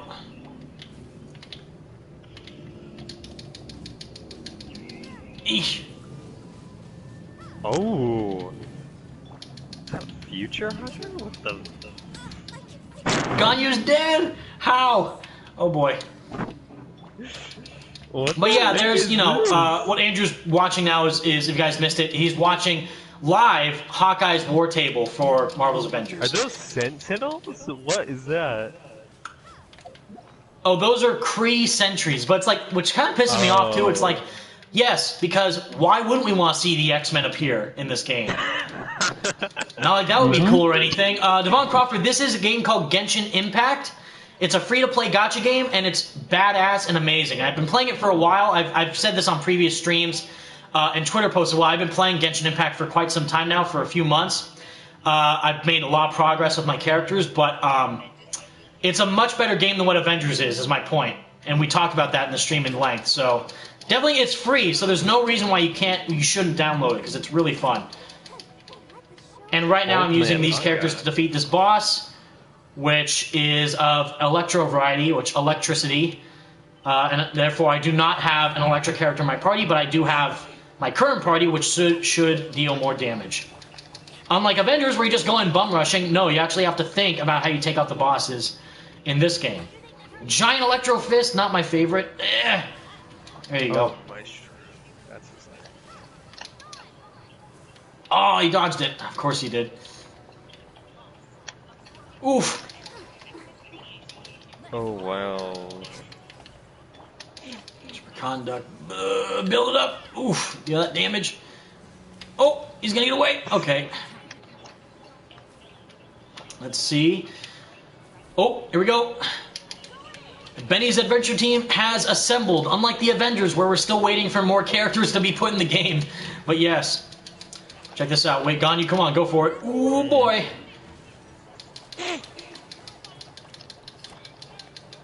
Oh, please come closer. I dare you. Oh, no, he's going to trap me in. Ooh, ooh, ooh. Run away, run away, run away. Okay, good. Phew. Jerome Williams, I want the low-top Adidas from Miles Morales so I can recreate the sportswear suit as a cosplay. That is a great suit. I love it. It's not even a suit. It's just the classic suit underneath his red hoodie and blue jacket, which, by the way, I love the attention to detail that the same hoodie and jacket is the same clothes that Miles wears in Spider-Man PS4. He's just now wearing it in a Spider-Man attire, which I love. So that's fantastic. And I love wearing that suit because it's as close as we can get to like the hoodie Jordan suit, for example, from Into the Spider-Verse. But I also love it just because it looks cool.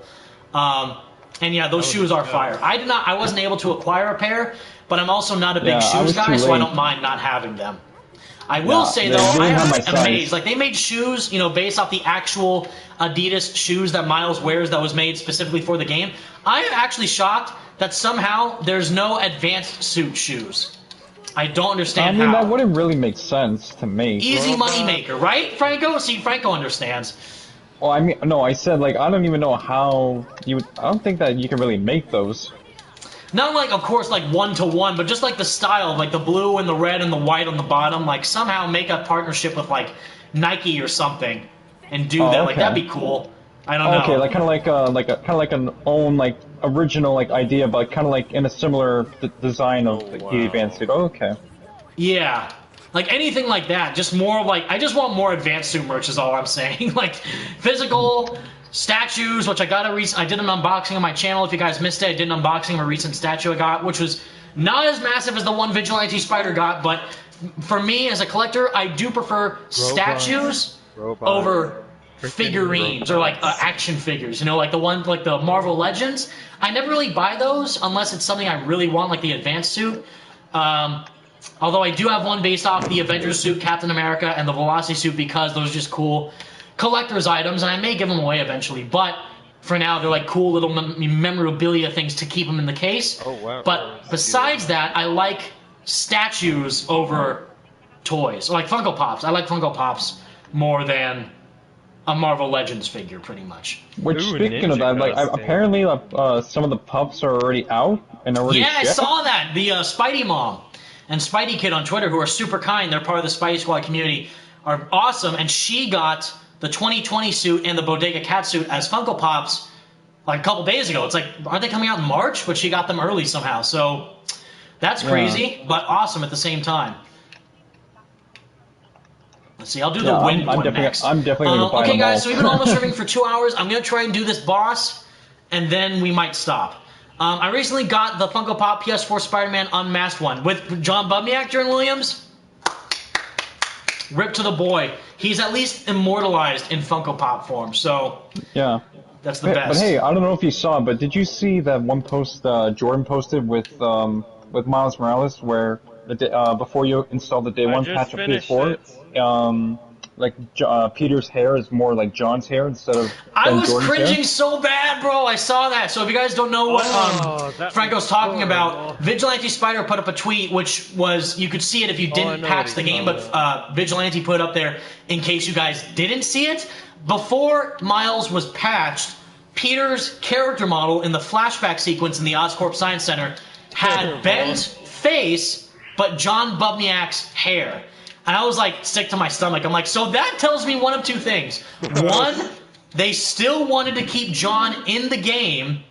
Or two, they at least knew how big of a change it was to switch from John to Ben. So at the very least, they tried to apply the same hairstyle onto Ben's model. It just looks nasty, though. Like, like it doesn't look natural at all on it. Like, why would you do that? It's like if you put Captain America's hair on Tony Stark's body. Like, who are you? What is this monstrosity? Like, I don't understand. So, yeah, that was not pleasant for me to see. But yeah. I was shocked. Like, oh my god, why does it look like that? Oh, Jesus. Oh my gosh, this game. But, so Andrew, you just finished watching it. What do you think? Of the War Table, that is, for those of you watching. Yeah, I just finished watching it, and based on what I've seen, it looks like kind of the same thing, like the whole fight with Hulk, or whatever his character is called, I keep forgetting, but it looks to be about the same as the Abomination fight in the main story, and it looks like it's taking place like in the future or whatever, with Old Man Hawkeye, and honestly, after wasting 9 minutes of my life watching that freaking War Table, like, honestly, this has not really got me that invested or really that excited. Like, if I were to tell you on a scale of 1 to 10 just how invested I got from watching that War Table, I would say on a scale of 1 to 10, it's a solid, like, 2 out of 10, or even a 1. I'm not even kidding, like, that's just how not invested I am with and that's that's proof, though. So you, as a general, part of the general public, as an average consumer, seeing this new update that's supposed to be coming for this big Marvel game with characters we all love, by the way. Andrew loves the Avengers, Franco loves the Avengers. Even though we are the Spidey Squad, we still love Marvel characters. Even with that known, we're still not looking forward to the future of the game because of how badly they botched the content. It's a fact, and it's sad to say that, but it's true. That's and I feel the same way. That's insane. Give the DLC a try, and I'm really hoping it's good. But in all honesty, I'm not going to be surprised if it's turning out to be what I think all of us are thinking it's going to turn out, in all honesty, because I don't think it's going to be anything that amazing or anything like, oh, this is a freaking right. It's not game changing. No, I don't think. It's just more of the same, which is the problem. They can't keep doing that. They need to do something new. That's the thing, is that they keep adding freaking robots as enemies. Like, come on, why is it always gotta be robots? Why don't you do something else? Like, this is not anything. But based on that, like, this isn't really anything that original from what I've seen, because it's just well, as you said, more of the same thing. You know. Right. So much creativity. Damn, savage. I know it's crazy. It's bad that it's at such a odd place. Uh-oh, uh-oh, uh-oh, uh-oh, oh no, Barbara down. We need my healer back. Oh my god. Oh no. Wait a minute. Quick, quick. Oh no, wait. I don't have any healing. Wait. Maybe I do. Hold on. Oh Jesus. See, more thought is being put into this boss fight with this goddamn air cube than I ever did with frickin' Abomination. Ganyu's down! Dude, Oh no! So My archer! Oh no! I gotta survive. No, it's getting back up. Oh snap. Okay, so yeah, you know, it's just so odd how they're dealing with the content now. And I really hope they can fix it, but right now I'm not really looking forward to what is happening based off of what they've shown and what else they can do and where it can lead down the line. I don't know. Fire tornado, sir. See right there, I used a fire character mixed with an air character, and now I have a fire tornado. Or you could do an electric character and make an electric tornado. Like, there's so much variety in the combat, and it's one of the main reasons why I keep coming back to this game, because of how, like, man, you know, I never tried that team before with this character. Oh, Jesus. Oh, no. So it all depends on how you, as the character, want to grow and expand your roster and your team. And like, you know what? This team could work better for bigger bosses. You know what? This team could work better for smaller bosses. Like, it depends.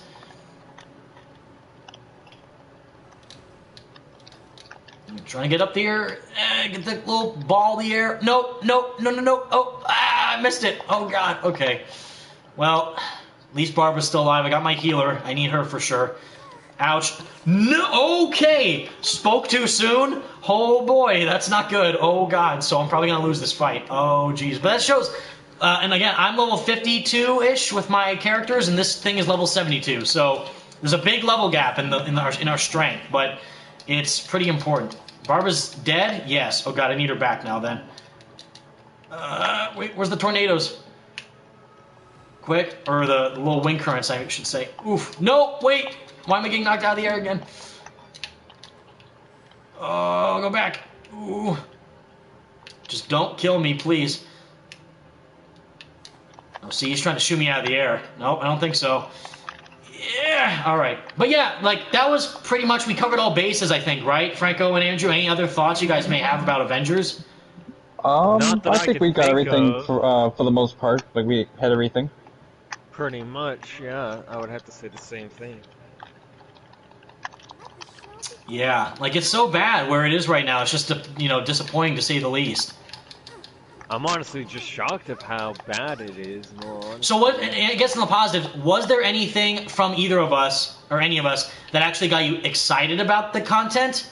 For me, it's just like, I would say where the story goes next. Like, are we done with the goddamn I would say so. Maestro stuff yet? Like, please.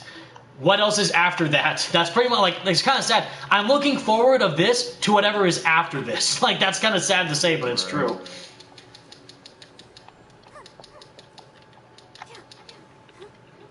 Can't really think of anything. Probably just the alternate costumes. Like, that Ronin skin looks perfect, in my opinion. See, for me, some reason, the skins look a bit odd. Like, I miss the white eyes for Ronin, and then the ultimate suit is not fully the ultimate suit. They forgot the bullseye on the head, as well as the full mask covering the entirety of the face, where it's like, it just kind of goes up to his mouth. But it's like, come on. If you're gonna do one-to-one, do one-to-one. But they're like, oh, it's our own spin on it. Like, eh. At least the classic suit looks good. I don't know why they can't do, like, one-to-one. Like, the only thing that's one-to-one in that game is just the Silver Centurion, that's it. Right. It's like, yeah, you want a Silver Centurion? There's a Silver Centurion, but is the one we wanted? I don't know. Like, so it's kind of strange. Let's see. Well, I guess for me, I guess I'm basically on the same page with Evan in terms of like what I'm looking forward to with the DLC or whatever. I'm curious to see where the story is going. I mean, that's just pretty much it, in all honesty.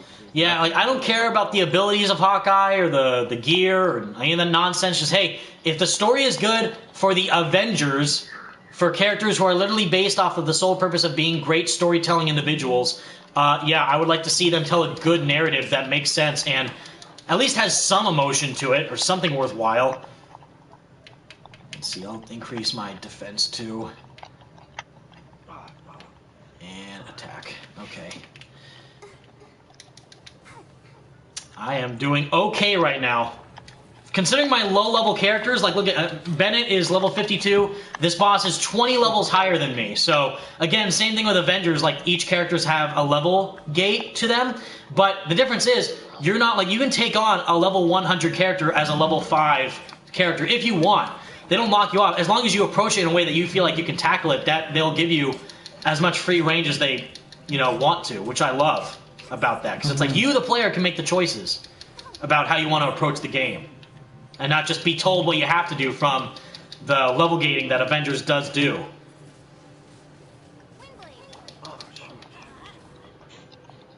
Oh, Jesus. Alright. But yeah, I think, guys, we will stop streaming after I defeat this boss. Which, if I do, that'll be a huge win. Oh, no! Wait. Go away. Okay. Wait, Ganyu. Wait. Okay, Barbara, heal us, please. Oh, we're still alive. Okay, now... Probably charge shot if I can. Ooh, there we go. Yep. See, I don't like ranged characters, but that's why I need her because she's assisting for this boss, which is hard to defeat up close. You gotta kind of get from a far distance to defeat them. But when you can get up close, like what Bennett's doing, you have a lot of damage up close and personal compared to a distance. Evan, tell him to watch the War Table right now and let you hear his reaction. Perfect. Oh, we already did that, Kareem. You already posted that. We already did that. And Andrew said he was not as impressed as he would have liked to have been. Yeah, I'm not impressed. Not really in the slightest at all. Ganyu's dead again! Damn! Oh, no. Hold on. I can revive her, but then give her some food. Oh, Jesus. Okay. Ice shards of fury. Oh my god. Wait, where's it going? Halfway done. Holy smokes. No tornadoes of death. Wait, no. Oh god. Okay. Yeah, but again, see, freaking, you don't have to think about how you fight Taskmaster. You don't have to think about fighting Abomination. You don't have to think about fighting the 50th Dreadbot. You just, beat up their weaknesses, and then that's it. Hit the red points for that boss, and that's all it is, and it's pathetically bad. And it's not fun, either. This is fun to do, because that way you're discovering new weaknesses for the foes that you're fighting, which makes you more aware of how to take them on next time. You have new characters to try out, so like, you know what, I'm using this main party. I use this whole party throughout this entire stream. There's a bunch of other characters I didn't even touch yet that I can try out for this boss. Like how their moves combine with each other. It's like, it makes you think, and it makes you actually care about the party and the matches that you're doing. Okay, I'm gonna evade that. Oh, Jesus.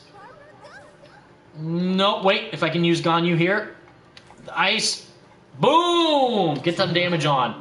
Boom! Again, hit him with the third hit. Oh, he got away.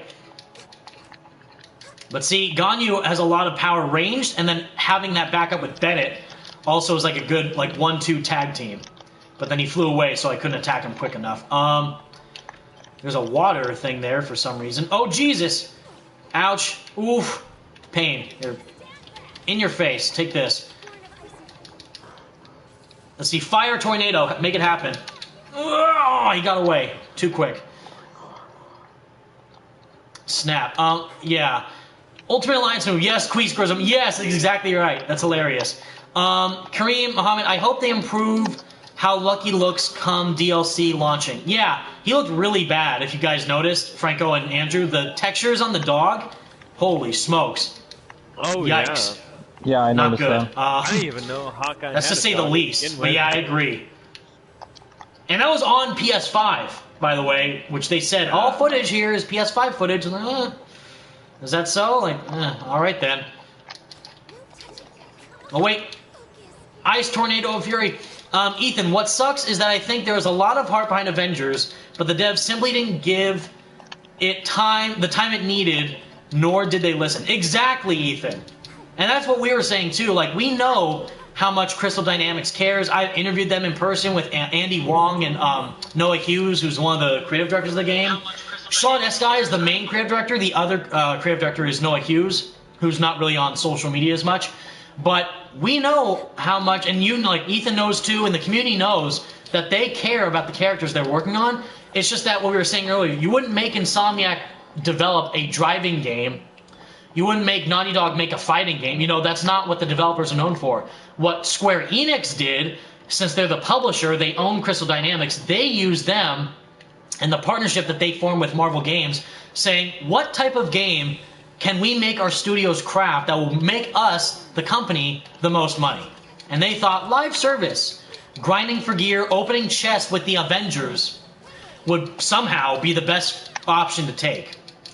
And clearly that did not work out for them since they did not make their money back. So hopefully now, whenever that future Guardians of the Galaxy game comes out, if it still is going to be made, can learn from those lessons. Saying, you know what, we don't want that type of game. We want something more akin to the passion and justice the developers did with a product like Spider-Man.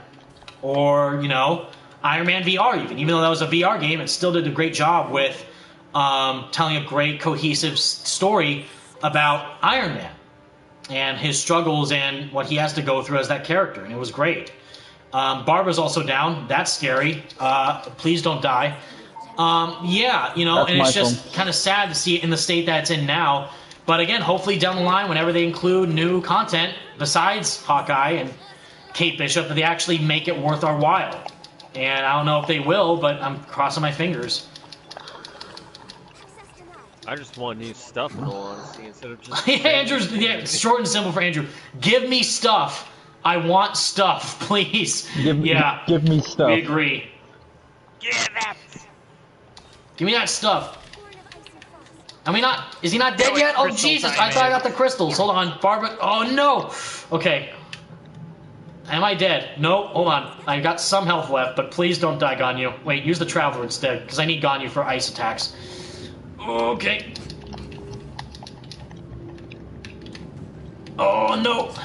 I'm so close. Not sure if you've talked about this, but do you think Insomniac will make a Spider-Man free DLC for Miles? So, great question. I'm cautious, but there's a possibility because, really enough, you know, they have that one suit that they used in the concept art, and it's in like the ArtStation stuff for Miles with the advanced tech suit. It's like a black and red looking version of the programmable matter suit, but it seems like it was just a different iteration of that, or probably Miles' own version of the advanced suit.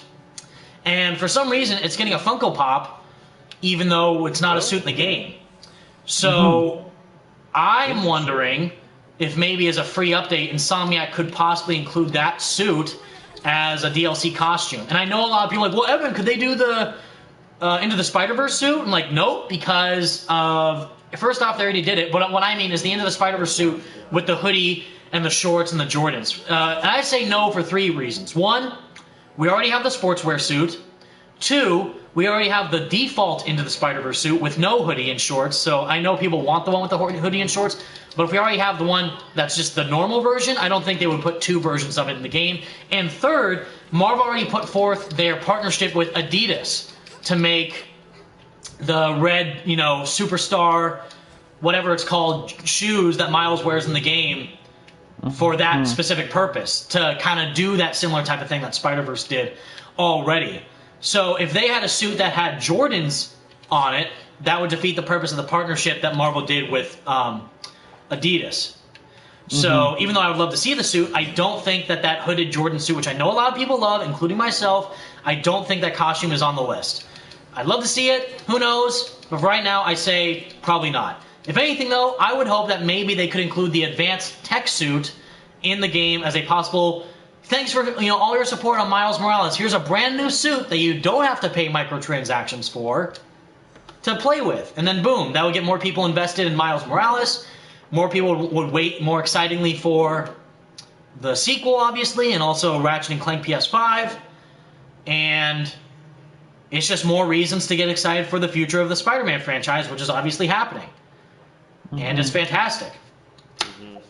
And it's crazy that more people are excited about the possibility of a suit to be included into Miles Morales rather than the 3 suits we already saw for Hawkeye in Marvel's Avengers. And again, that's just bad marketing. It's bad marketing from Crystal Dynamics. It's bad marketing from Square Enix.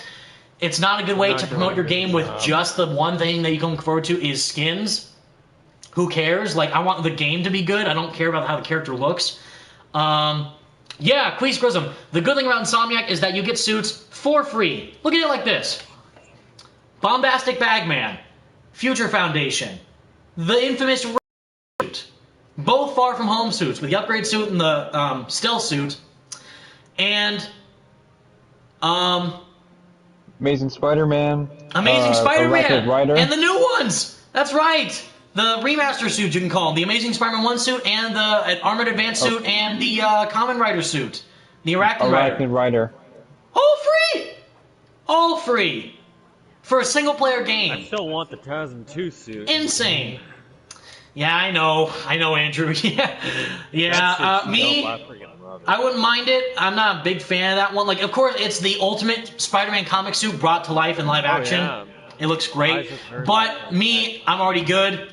I got the advanced suit and the Amazing Spider-Man 1 suit, which, honestly, this might be a hot take, is my favorite live-action Spider-Man suit. That's a hot take. I know. I'm willing to get the heat from people.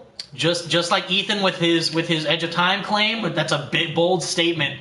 But I respect him for doing that. And me, you know, I love the Raimi attire, Maguire attire, I mean, and the advanced suit's not a live action suit. Otherwise, I'd say that's my favorite Spider-Man suit in live action. But it's my favorite Spider-Man suit of all time, but not live action. Live action, I would say the Amazing Spider-Man 1 suit. I love it because without the Amazing Spider-Man 1 suit, we would not have the advanced suit, and that's a fact. The realistic way on how they modernize the aesthetic of the costume with the homemade attire plus trying to make it realistic in a modern world looks great. And I love the description of the designer. I forget her name, but the designer who made the blueprint for the Amazing Spider-Man 1 suit, her idea was that what if a wind current blew a spider web onto someone's body? And that's why the web patterning looks like the way it does. And I think that looks fantastic. It's not as raised, the webbing, as the Raimi suit, I know, but I still love the lenses, how sharp they look, the gold instead of the white. I think that looks so clean. How he makes them out of sunglass shades, you know, the homemade version of him making it from the ground up is super cool. The racing stripe down the leg, I always love that. That's why I love the advanced suit. I love the big spider leg design on the red, you know, side of the pants. And the shoes as well. He wears shoes like the Nike shoes in the Amazing Spider-Man 1 suit. And then he kind of makes like a more modified carbon fiber version of those with the advanced suit. Like, mwah, chef's kiss from Ethan with Edge of Time. Chef's kiss with that. Yeah, it's fantastic. And other than that, live action wise, probably, I mean, the Maguire attire, you know, the Raimi suit, that's just kind of obvious, but it looks great. You know, nothing against it. It looks fantastic. And that is, like, one of my favorite designs of all time. But something about the way the Amazing Spider-Man 2 suit looks so real. Like, it looks like something a real live Spider-Man would make. Like, you know, Toby sketches the Raimi suit in his bedroom.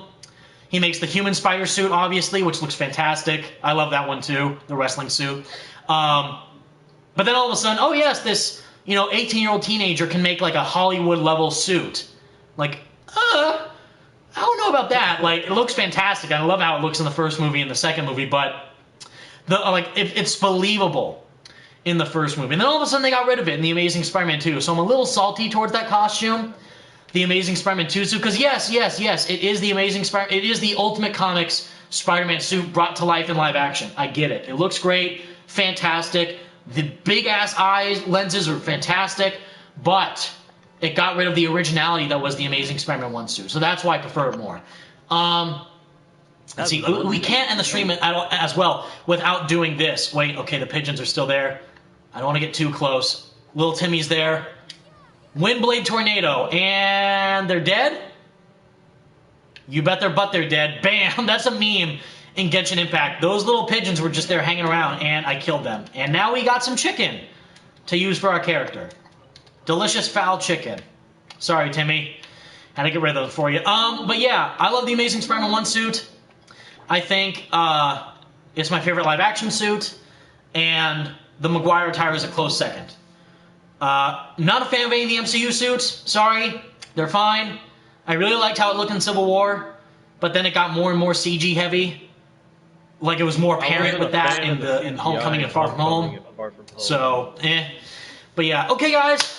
That was my live stream with the one only Franco Greco and Spidey Outcast talking about Marvel's Avengers and our thoughts on the Hawkeye War Table. I didn't do a reaction video, so I did this instead because I thought playing Genshin Impact, a game that does the Avengers formula much better, and it's free, and I thought it'd be fun to introduce you guys to a different game that you're probably not used to on the channel, like that of Persona 5 and Genshin Impact. And whenever I do get the physical version of it, by the way, because I did pre-order the physical version of it, I will play and live stream Scott Pilgrim vs. the World.